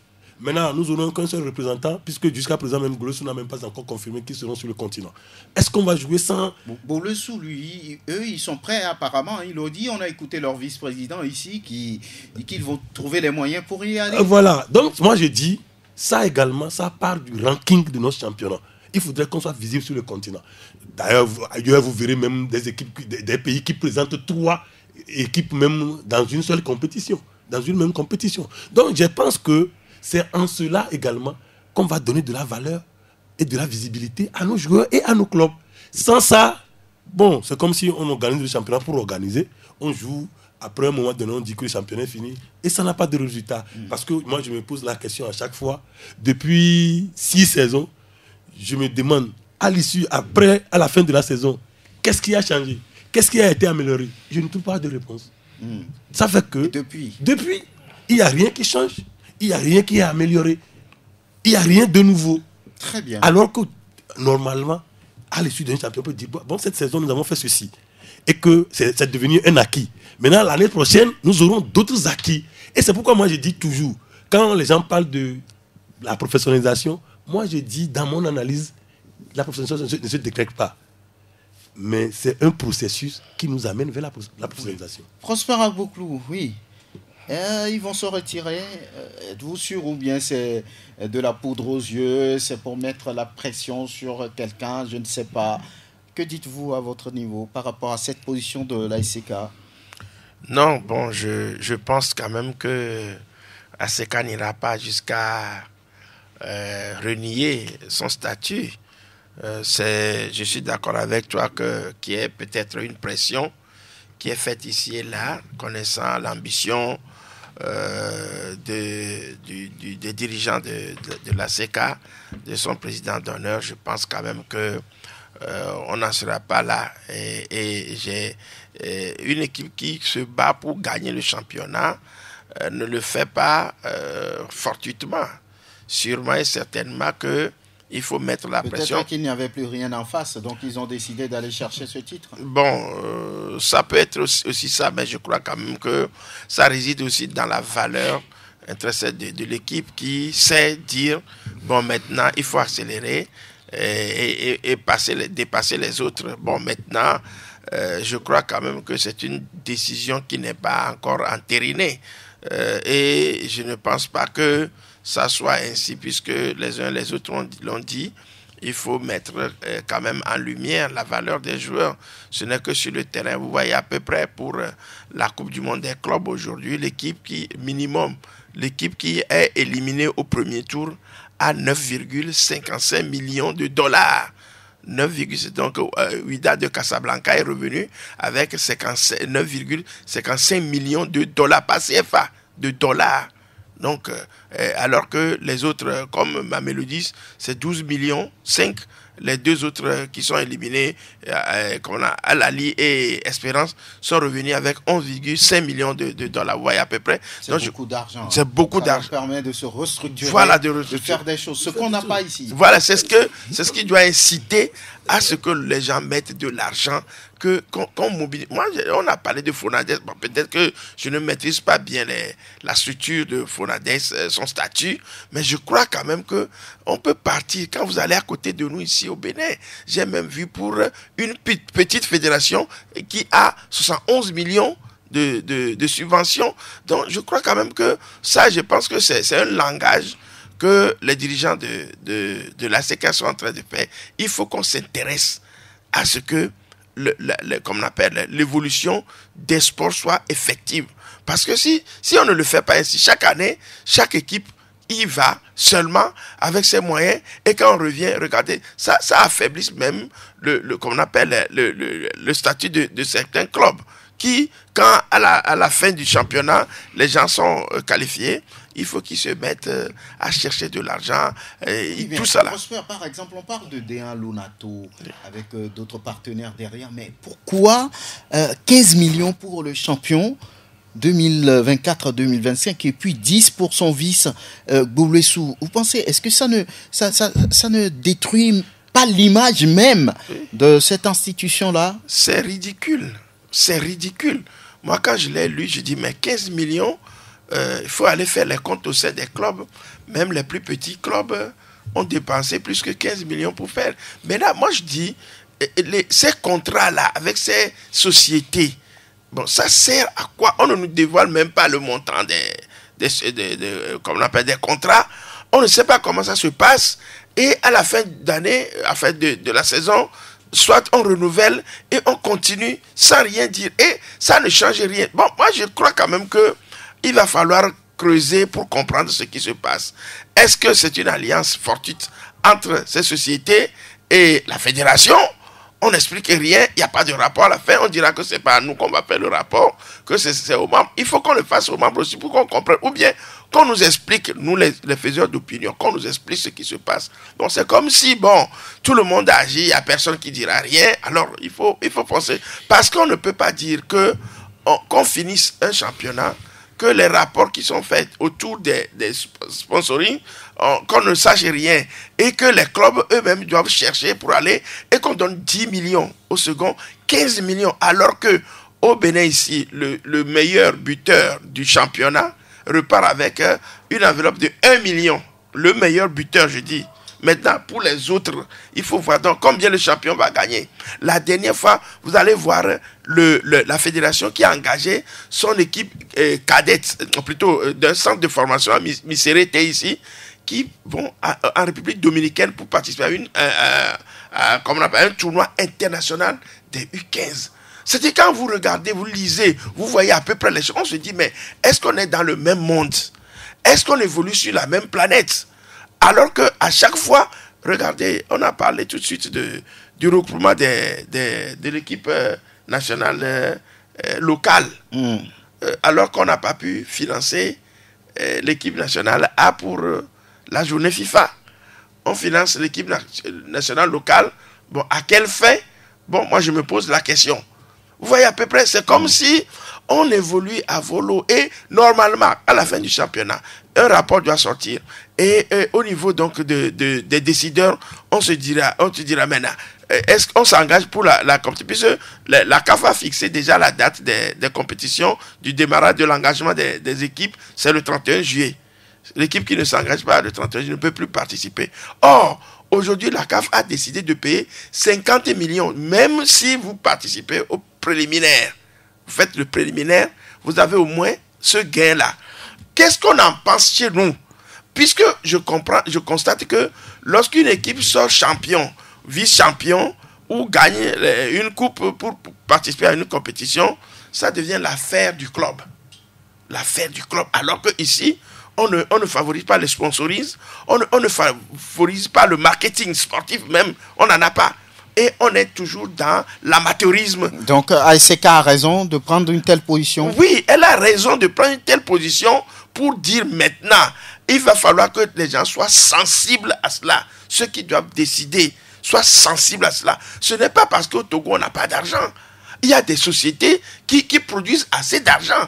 Moi, je ne suis pas en train de guider les dirigeants. Mais je dis, quand on prend OTR, quand on prend le port, quand on prend ces sociétés-là, il y a de fuites d'argent qui sont là. Les gens qui gagnent de l'argent dedans. C'est-à-dire que quand vous pénétrez ces institutions-là, vous allez voir ce que les individus gagnent. Moi, ils gagnent après leur travail. Les fraudes qui sont faites. Ah bon, vous avez les preuves? Bon, si je n'ai pas les preuves, qu'on vienne me dire qu'il n'y en a pas. Très bien. Que les gens prouvent qu'il n'y en a pas. Très bien. Si je mens, donc il faut... Oui. Donc, je crois quand même que tous ces argents-là, cet argent-là peut financer des trucs sociaux, pour permettre, c'est les jeunes qui jouent. Il faut qu'on prépare l'avenir de ces jeunes-là. Donc moi je crois quand même que... Donc vous donnez raison à la SCK. Oui. Très bien. Oui, est-ce qu'aussi ce n'est pas les moyens mis dans cette compétition qui fait problème? Il a rappelé par exemple l'enveloppe qui était accordée au club éliminé au premier tour du mondial des clubs, là-bas aux États-Unis. Voilà. Et les pays africains éliminés qui prennent 9 millions. Vous avez 2 millions de dollars. Un match nul, 1 million de dollars. Voilà, c'est beaucoup d'argent. Alors que quand on rappelle que le vainqueur de cette compétition partira avec 200 millions d'euros. Regardez à peu près. Voilà, vous faites ceux qui ont les calculettes chez eux, prenez et allez-y. Voilà, c'est les moyens mis dans cette compétition, Fiabois par exemple, qui pose problème. On vient de parler de 15 millions pour le champion 2024-2025, 10 millions pour le deuxième au classement Gbolesou.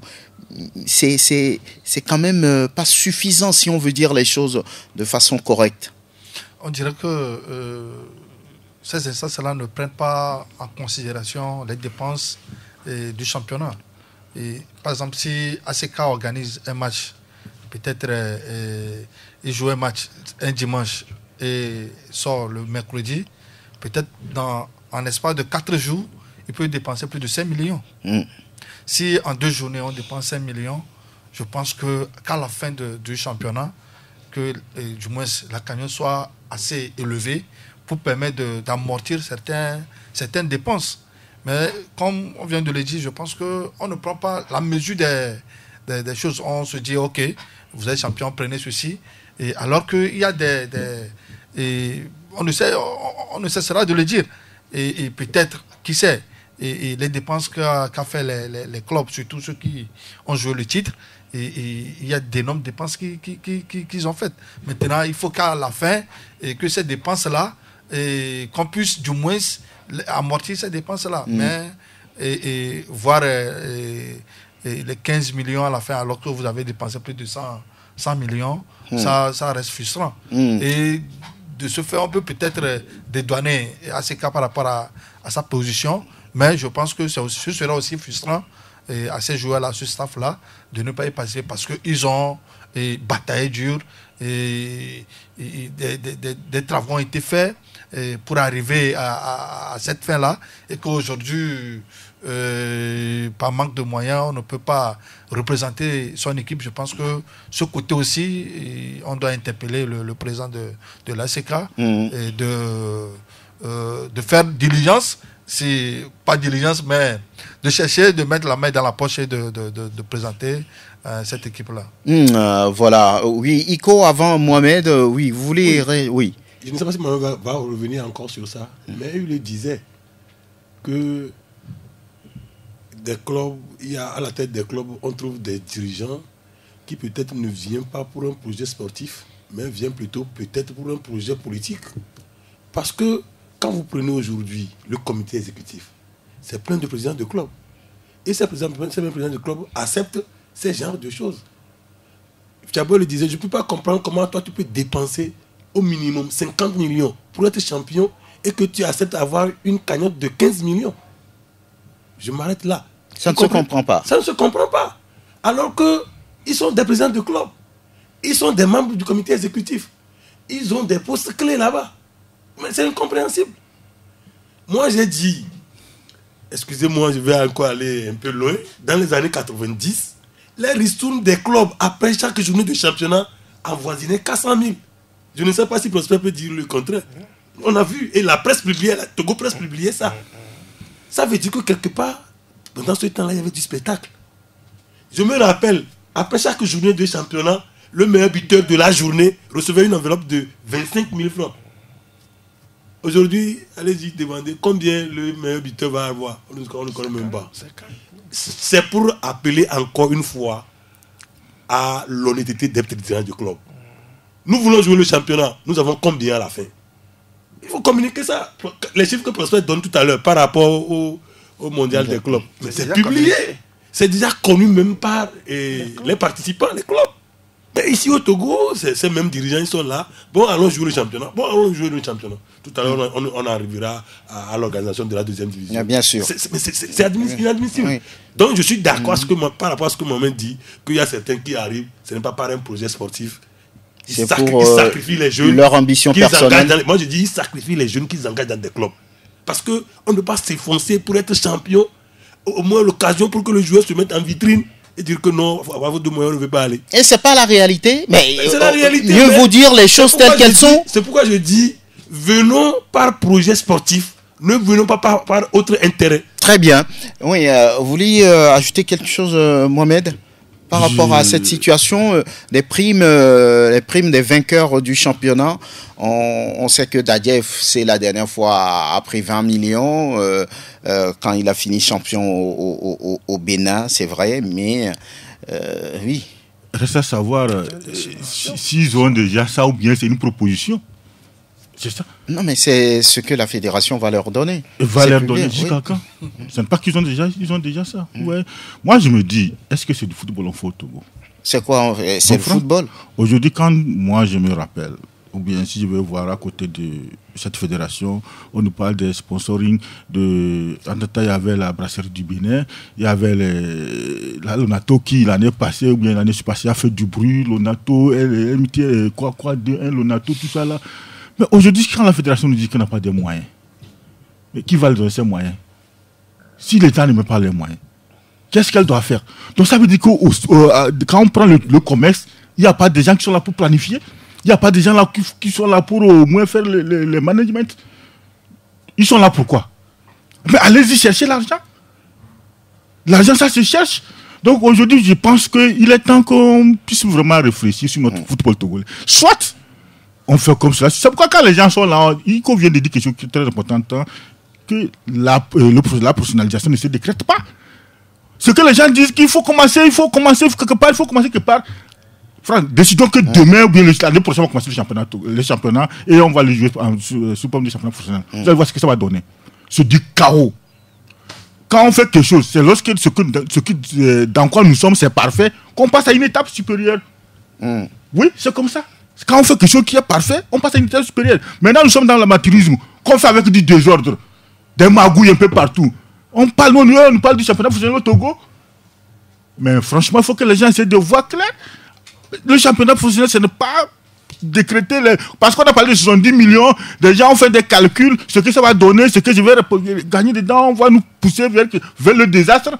Donc je pense qu'il faut qu'on essaie d'organiser bien ce dans quoi nous sommes.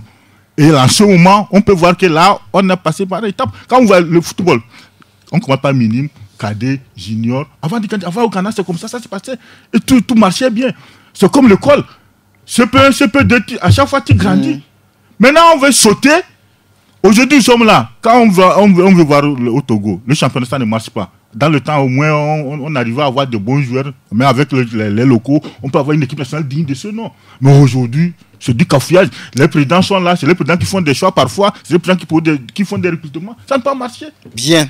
Et voilà, un peu la situation, c'est compliqué. On répète les mêmes choses chaque saison. Mais oui, le championnat, il est régulier. Le bureau du colonel Akpovi, fait le travail.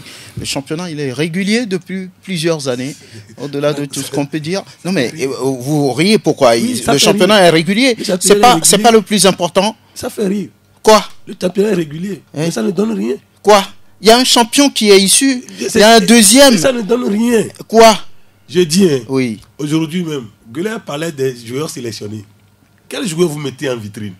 Franck, si quelqu'un t'appelle, même te dit, amène-moi un joueur togolais au Ghana, quel joueur tu vas amener? Là, je reviens encore, j'accuse les dirigeants du club par rapport à leur projet qui n'existe pas. Les techniciens également, qui n'arrivent pas à faire progresser nos joueurs. Et les joueurs même également qui n'arrivent pas à travailler. Donc moi, c'est cet ensemble-là qu'il faut corriger. Et ça doit commencer par une volonté des dirigeants. Si un dirigeant dit, aujourd'hui, moi, je vais mettre les moyens pour avoir un niveau, c'est pourquoi moi, je dis que j'avais salué le projet de l'SK au départ. Mais, au finish, après 5 ans, je dis, c'était peut-être un feu de paille. Aujourd'hui, ça s'écroule. Normalement, c'est les clubs qui font vivre le championnat. Et à travers le championnat, les joueurs font vivre une sélection. Quand on parle de sélection, c'est dans les différentes catégories. Nous, on a vu des joueurs de 17 ans jouer dans ce championnat. On a fait une bonne sélection. Et à travers eux, on a eu une sélection solide. Mais tout ça s'est écroulé. Quand vous parlez de la régularité, c'est vrai. Avant, on n'avait pas une régularité, mais on avait de bons joueurs. On avait de bons techniciens. On avait une bonne sélection. On avait de bonnes sélections. Que ce soit en junior, en cadet ou bien en senior. Mais aujourd'hui, ça ne donne rien. La preuve, ça fait 4 consécutifs qu'on a raté. Bien. Voilà, on marque juste la pause et puis on revient pour parler de la D2. La deuxième division nationale de football, voilà, et comme toujours, les choses ont encore changé en cours de route, voilà, on en a l'habitude, on change quand on veut, mais c'est les présidents de clubs qui ont voulu changer. Ce n'est pas nous, c'est les présidents de clubs, c'est ça. Et pour les playoffs, on va faire comme la phase régulière. La poule A va jouer dans son camp.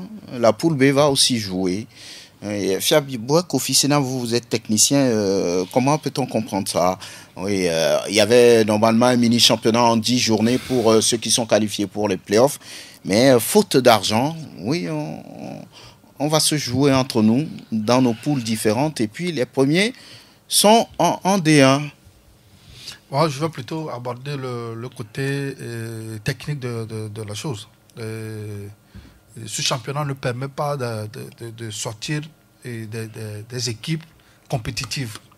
Pourquoi? En ce sens où, déjà, ça fait plus d'1 mois que le championnat est arrêté. Les joueurs ne s'entraînent pratiquement plus. Ils vont jouer un championnat aller-retour à 2 journées et par équipe. Et quel temps le coach a pour fixer, travailler véritablement avec ses joueurs. Mais vous n'avez pas fini le championnat, vous ne pouvez pas abandonner, vous continuez les entraînements. On a évoqué comme quoi il n'y a pas de moyens. Cela veut dire qu'à ce temps de trêve, certains clubs ont libéré les joueurs. Certains joueurs, vous les voyez dans la ville. Et ceux qui sont qualifiés pour les playoffs? Oui, ils sont dans la ville, ils circulent, ils font de n'importe quoi. Parce qu'entre-temps, on ne sait pas si le championnat, les playoffs vont tenir. Et donc, les clubs ont libéré les joueurs en attendant la nouvelle. Maintenant que c'est fait, c'est maintenant qu'on commence par appeler les joueurs de commencer les entraînements. Maintenant, quel temps ces joueurs-là ils vont travailler pour bien jouer. Maintenant, ils n'ont que 2-3 matchs pour que le championnat ne finisse. Alors, on finit le championnat, on n'a pas des joueurs qui peuvent compétir en première division. Et vous verrez que peut-être la saison à venir, ces 2 clubs qui vont monter auront tous les problèmes du monde pour tenir en première division. Parce qu'il n'y a pas assez de compétition, bien de compétitivité dans... c'est le nombre de matchs joués qui, en fait, permet à un joueur d'acquérir de l'expérience. Maintenant, si on joue un championnat où on a peu de matchs, et je pense que ça va plutôt jouer à l'encontre de l'évolution de ces joueurs-là. Iko Rodrigue, qu'est-ce qui se passe pour que chaque saison, on définit les choses et à court de route, patatras, on change, pas de moyens? C'est vous qui dites tout à l'heure que... vous disiez tout à l'heure que le championnat est régulier. Mais est-ce que c'est faux? Le championnat n'est pas régulier? Est-ce que c'est un championnat, ça? C'est quoi? Est-ce que le technicien vient de dire? On parle de la D1 qui est régulière. La D1 régulière. Oui? Moi, j'ai toujours dit, je parle encore sous le contrôle du technicien. Quand nos joueurs partent avec tel nombre de matchs dans les jambes, vous pensez qu'ils vont réussir, même dans les championnats intermédiaires? Combien ont réussi? C'est de ça qu'il s'agit. Maintenant, vous jouez un championnat, il y avait 8 équipes dans chaque zone. Ils ont joué 7 fois 2, 14 journées. Maintenant, ils vont jouer 4. Ça va faire 18. Ça va faire... Pour ceux qui sont qualifiés. Pour ceux qui sont qualifiés. 18 matchs durant une saison. Durant une saison. Pour la D1, ça fait 26. Mais il faut compter avec les blessures, les suspensions et autres. Vous voyez? Ça veut dire que vous n'avez rien dans les jambes pour aller à un niveau plus élevé. C'est ce que j'ai dit. Donc, techniquement, Il faut aller dans ce sens-là. Il ne faut pas perdre les joueurs pour les perdre.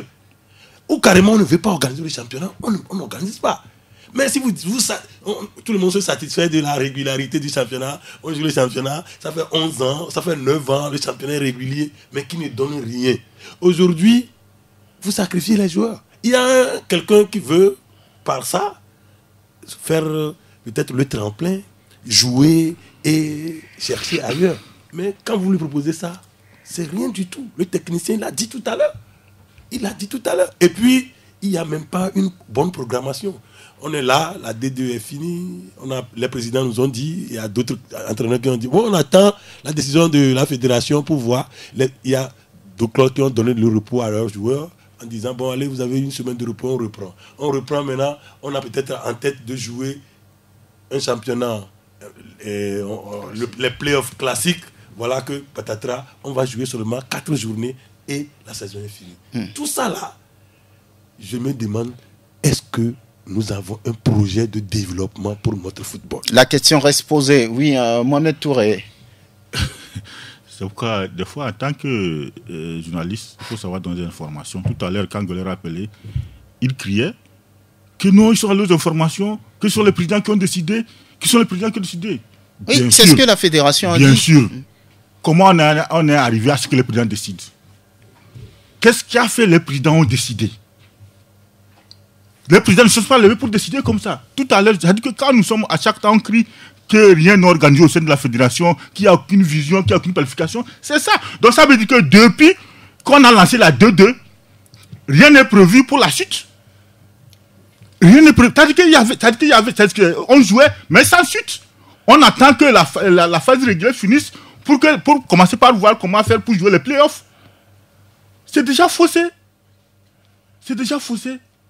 On appelle les présidents qui sont là, qui attendent les playoffs. On leur dit, voilà, nous n'avons pas de moyens, on vous donne 2 millions. Les présidents disent non, on ne peut pas. C'est pas possible. Ça a le suite d'un tiraillement qu'ils sont arrivés à prendre cette décision. Ok, parce qu'on ne peut pas rester comme ça. Si aujourd'hui on ne continue pas, comment on va dégager les 2 clubs qui vont monter? Donc les présidents n'ont fait que sauver la situation. Au lieu qu'ils se disent là-bas que les présidents ont décidé, pourquoi les présidents ont décidé? Comment vous allez dire que les présidents ont décidé? Ceux qui vont dire que ce sont les présidents qui ont décidé, mais ils doivent avoir honte. Vous êtes là, vous, en tant qu'organisateur, en tant que ceux qui planifient. Maintenant, vous donnez l'argument que ce sont les présidents qui ont décidé. Pourquoi les présidents ont décidé? Ça veut dire que vous ne valez rien. On ne peut pas jouer une compétition et en même temps, à la fin, changer des règles. C'est au Togo, ça se passe. C'est au Togo, ça peut se passer. Vous êtes là, vous êtes des présidents de club. Et vous avez formé un clic, que comité COMEX. Mais non, moi je l'avais dit ici. Lorsqu'on faisait la campagne pour ce bureau-là, j'ai dit au doyen Ali Diaboua, mais il y a trop de présidents de club. Ça ne peut pas marcher. Il m'a dit ici sur cette antenne, dans ce studio, que non, c'est juste pour gagner. Après, il y a des commissions qui vont travailler. Mais on ne voit rien. Au sein de ce commerce, rien ne va. Ça ne va pas. Il faut qu'on se dise la vérité. Même en face d'eux, je le répéterai. C'est qu'il est temps que les gens comprennent que nous sommes en train de détruire notre football. Ceux qui sont au commerce là, vous pensez que ça ne va pas alors que toutes les sélections sont sur les tournois, sont sur les compétitions? Avec quel résultat? On a mis une pierre, on va dire, la dernière fois pour construire. Là où c'est grave pour nous, on est là, on dit U23. On colporte la chair, on convoque les entraîneurs sont là pour ça. On ne sait pas si c'est les entraîneurs qui font les sélections. On met des enfants à leur disposition. On dit U17. Les entraîneurs sont là, viens prendre ces enfants-là, va les entraîner. On dit, et à chaque fois, voilà, on est là, on a convoqué les locaux. Tout le monde écrit. Avec ça peut marcher. Avec ça, on peut dire que ça va. Rien ne marche. Oui, rapidement, Prosper va. Au risque de répéter les autres, je crois que les faits sont là. On se demande si éventuellement on a une vision pour ce football-là. On rime avec peut-être l'à peu près et une deuxième division qui a été programmée, planifiée. C'est à la fin qu'on nous dit la modalité, comme si le chauffeur qui tient le volant ne le maîtrise plus. Il faudrait qu'un passager lui dise ceci. C'est la fédération qui établit les règles. C'est la fédération qui doit dire comment ça va se faire. Maintenant, quand on attend que les présidents le disent, c'est comme si on a perdu le contrôle. Parce que les règles sont faites, écrites par l'instance dirigeante. C'est pourquoi on l'appelle fêtière. Si ce nom fêtière veut dire c'est elle qui planifie tout, je pense qu'à la fin, si on nous dit que c'est les présidents qui le disent, vous savez, on dit souvent, quand on n'a pas les moyens de sa politique, on ne l'engage pas. Très bien. Quand on veut être dirigeant de la fédération, c'est qu'on doit tout faire pour que ça réussisse. Maintenant, quand on me dit que, bon, au Bénin, le gouvernement béninois subventionne beaucoup plus la fédération, alors qu'ici, ça ne se fait pas. Donc, il faut qu'on laisse l'établir. Très bien. Voilà, donc on va passer à la page noire de cette émission en parlant de Mama Defissatou qui nous a quittés il y a quelques jours. Mama Gorozozo, celle-là même qui, moi, m'appelle personnellement Aladji. Parce que les vendredis, souvent, je me mets un peu dans le style musulman. Et malheureusement, elle nous a quittés il y a quelques jours.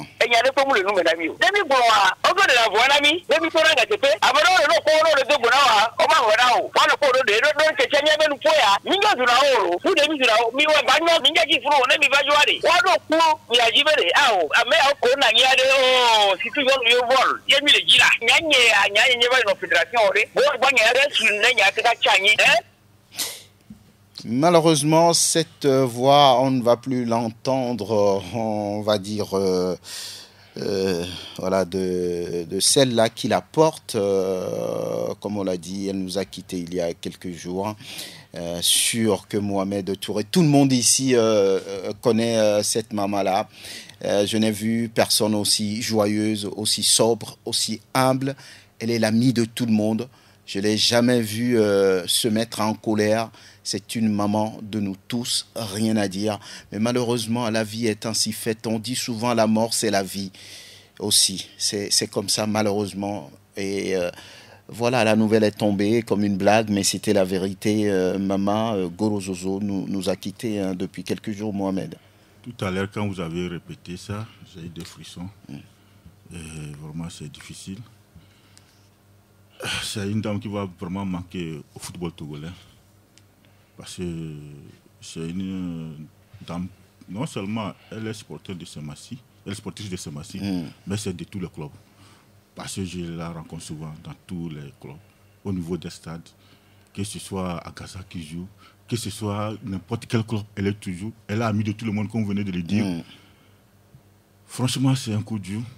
Et je tiens à remercier vraiment la radio Sport FM, parce que la fois passée à l'enterrement, j'ai vu un beau nombre des fidèles auditeurs de la radio Sport FM, des membres de la radio Sport FM. Franchement, j'ai vu beaucoup de personnes qui étaient avec nous pour son enterrement. C'est triste. C'est une dame, à chaque fois qu'elle me voit au terrain passer, elle doit me donner des petits. Ça, il n'y a même pas de... À chaque fois... Tout le monde, on se demande comment elle fait pour remplir à nouveau... voilà. Franchement, c'est un coup dur. Mais comme c'est Dieu qui a... On dit que c'est Dieu qui a amené, que c'est Dieu qui a repris. On ne peut que la souhaiter vraiment le paradis. Qu'elle repose en paix. Et à travers cette radio, je salue votre confrère Stéphane Atigossou. C'est à travers son éditorial, le remarquer que plusieurs ont appris sa maladie. Et beaucoup se sont manifestés. Mais malheureusement, c'était un peu tard. Et lorsqu'on était parti la rendre visite, elle a dit vraiment beaucoup de gens qui viennent la rendre visite. Mais c'était triste. On ne savait pas que nous n'allons pas nous retrouver. Donc, courage à tout le monde. Parce que ce n'est pas sa famille seulement qui a perdu, c'est tout le monde, c'est nous tous. Donc, paix à son âme. Voilà, le football togolais a perdu l'une de ses plus fidèles. Voilà, maman, c'est rien à dire. Prosper, vous l'avez connu, vous l'avez côtoyé. Il n'y a pas d'émission dans laquelle elle n'appelle. Même dans Priorité Éducation, elle est toujours là. C'est comme pour dire aux autres que moi je soutiens, soutenez également. Si vous n'avez rien à faire, faites-le au moins. Je crois que moi, sincèrement, je n'ai pas appris sa maladie.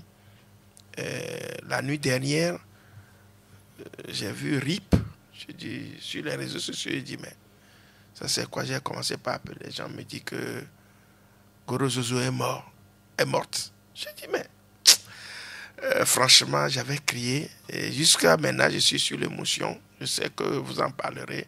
On en parlera dans cette émission. Ça m'a fait venir des larmes aux yeux.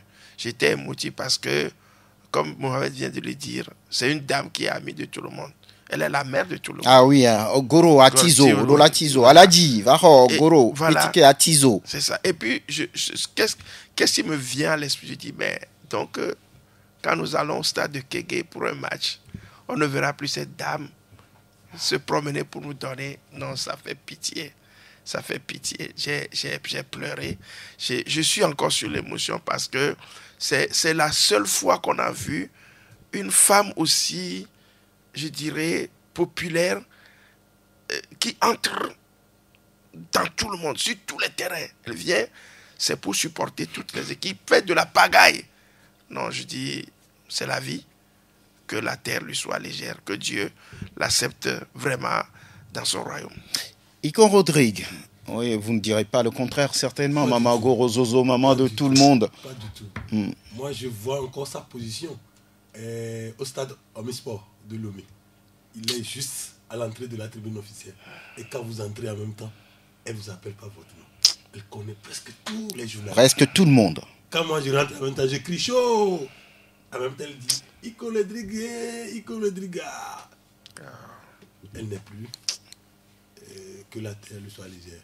C'est triste, c'est triste. C'est vrai que beaucoup n'avaient pas appris sa maladie. C'est vraiment. Et qu'on n'a pas pu la sauver. Mais vous l'avez dit, s'il y a une vie à l'au-delà, qu'elle se reposer. Franchement, le football a perdu une grande dame. Le football togolais a perdu une grande dame. Sur tous les stades, elle est là. Vous l'avez déjà dit, amie de tout le monde, sympa, et puis très généreuse. Très généreuse. Moi, je l'ai connue très petit quand on allait au stade. Elle vendait même dans les gradins. Bon, malheureusement, elle est partie. Le football togolais perd encore une grande dame. Le football togolais est en deuil. Qu'elle repose en paix. Oui, c'est un choc pour ce football-là. C'est une dame incomparable, on le dit encore une fois.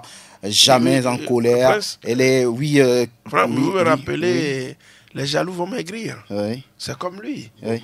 Bon moment. Oui. Regardez, c'est à l'image. Voilà, mais qu'est-ce qu'on doit conclure? C'est la vie, elle est aussi comme ça. La ténébreuse a encore frappé au moment où on s'y attend le moins. C'est lui souhaiter tout simplement le repos éternel, la paix. Voilà, s'il y a la paix là-bas, qu'elle en profite, et puis elle a laissé des traces. Et puis cette humilité, cette sobriété, cette dame, le partage surtout, c'est des gens qui n'en ont pas, mais qui aiment toujours partager. C'est ça. C'est une leçon qu'elle a laissée et cette leçon doit être gravée dans nos têtes. Voilà, Maman Goro Zozo, c'est pas une millionnaire, c'est pas quelqu'un qui a... Mais elle partage tous les jours. Oh, Goro Atizo. Mais parfois on fuit parce qu'on se dit mais c'est quoi finalement? Elle vous donne beaucoup de bonbons, tout ce qu'elle a sur son étalage, voilà, et puis derrière elle danse, elle vous accompagne et puis voilà, c'est une leçon qu'elle a laissée et qu'on doit suivre forcément.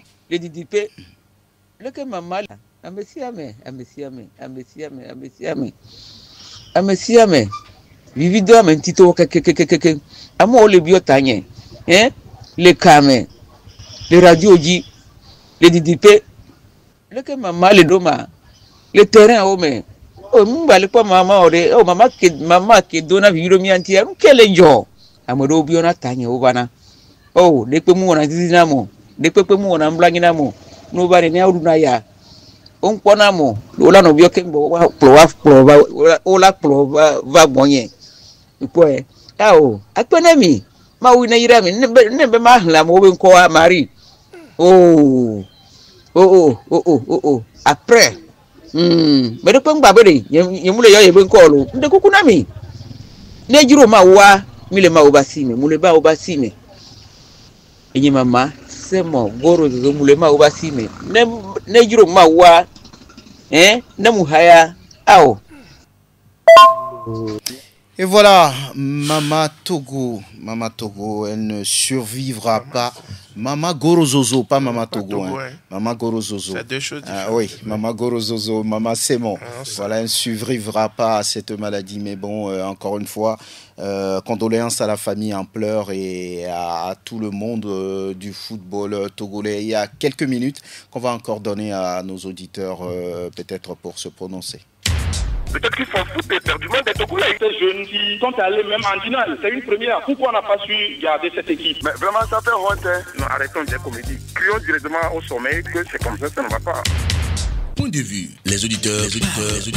Voilà, le 92 03 631 97 20 86 26. Allô? Allô? Oui, voilà. Donc, on a encore quelques minutes si vous réagissez. Vous profitez de ce petit temps qui reste. Autrement, on va pouvoir mettre fin à cette émission. Ça a été spécial aujourd'hui. On a eu 30 minutes de plus. Vous connaissez les conditions dans lesquelles l'émission s'est déroulée. Donc, ensemble avec le programme, on a eu cette idée de pouvoir prolonger un tout petit peu. Et derrière nous, c'est Difana et Zasport qui va venir. Et au lieu de 13h pour la fin, ce sera 13h30. Voilà. Allô? Bonjour, monsieur Fa. Bonjour, cher ami. Bonne émission à vous. Merci. Monsieur Kekeli de sa femme. Kekeli, tout va bien? Je vais bien pour vous. Et j'ai eu les nouvelles. Vous étiez là pour porter Maman Gorozozo. Vous étiez là la dernière fois. Oui, j'étais là. Oui. J'étais là. C'est pour la rendre hommage. C'est une maman que vraiment tout le monde a perdu. Tout le monde a perdu une vraie maman sportivement, quoi. On a perdu une maman, paix à son âme. Oui. Pour le faire la soie légère. Très bien. Vous venez de parler. C'est vraiment ce qu'elle a laissé, c'est un grand souvenir à nous. Partout qu'elle est au terrain, vous donne des bonbons, des choses comme ça. Pourtant, souvent, moi, je fuis. Quand je la vois comme ça, je fuis. C'est une tante à moi. Une tante à moi. Vous voyez. Donc, vraiment, paix à son âme. Oui. Que son âme se repose en paix. Et que ces bons œuvres qu'elle a fait sur cette terre l'accompagnent. Très bien. Merci à vous. À très bientôt. Oui, à 97 20 86 26 92 03 60 31. Voilà pour les derniers instants de cette émission sur Sport FM, la radio qui mouille le maillot pour boucler samedi sport sur Sport FM. Forcément, on sait que vous n'avez pas l'habitude d'appeler à 7 heures dans cette émission. C'est voilà, aujourd'hui ça a été un peu particulier, spécial. Et on va pouvoir commencer par saluer nos invités. On dit merci à Fiaboué Kofi Sena qui a accepté de venir. On espère vous retrouver très très vite sur le banc d'un club la saison prochaine. On remercie Mohamed Touré d'avoir été là. On remercie Ko Rodrigue pour avoir partagé ces moments avec nous. Merci à Prosper Abouklou également. Et on dit merci à Esson Anadaou, président de la Fédération togolaise de natation et de sauvetage. Merci à Guler Inoussa qui a appelé depuis le Septentrion. Merci à Sœur Fonelom pour la vidéo autour de cette émission. Merci à Théo Ajavon pour la mise en onde. Merci à tous ceux qui ont contribué à la réalisation de cette émission. Prenez soin de vous surtout. On va se retrouver. Allez, à bientôt.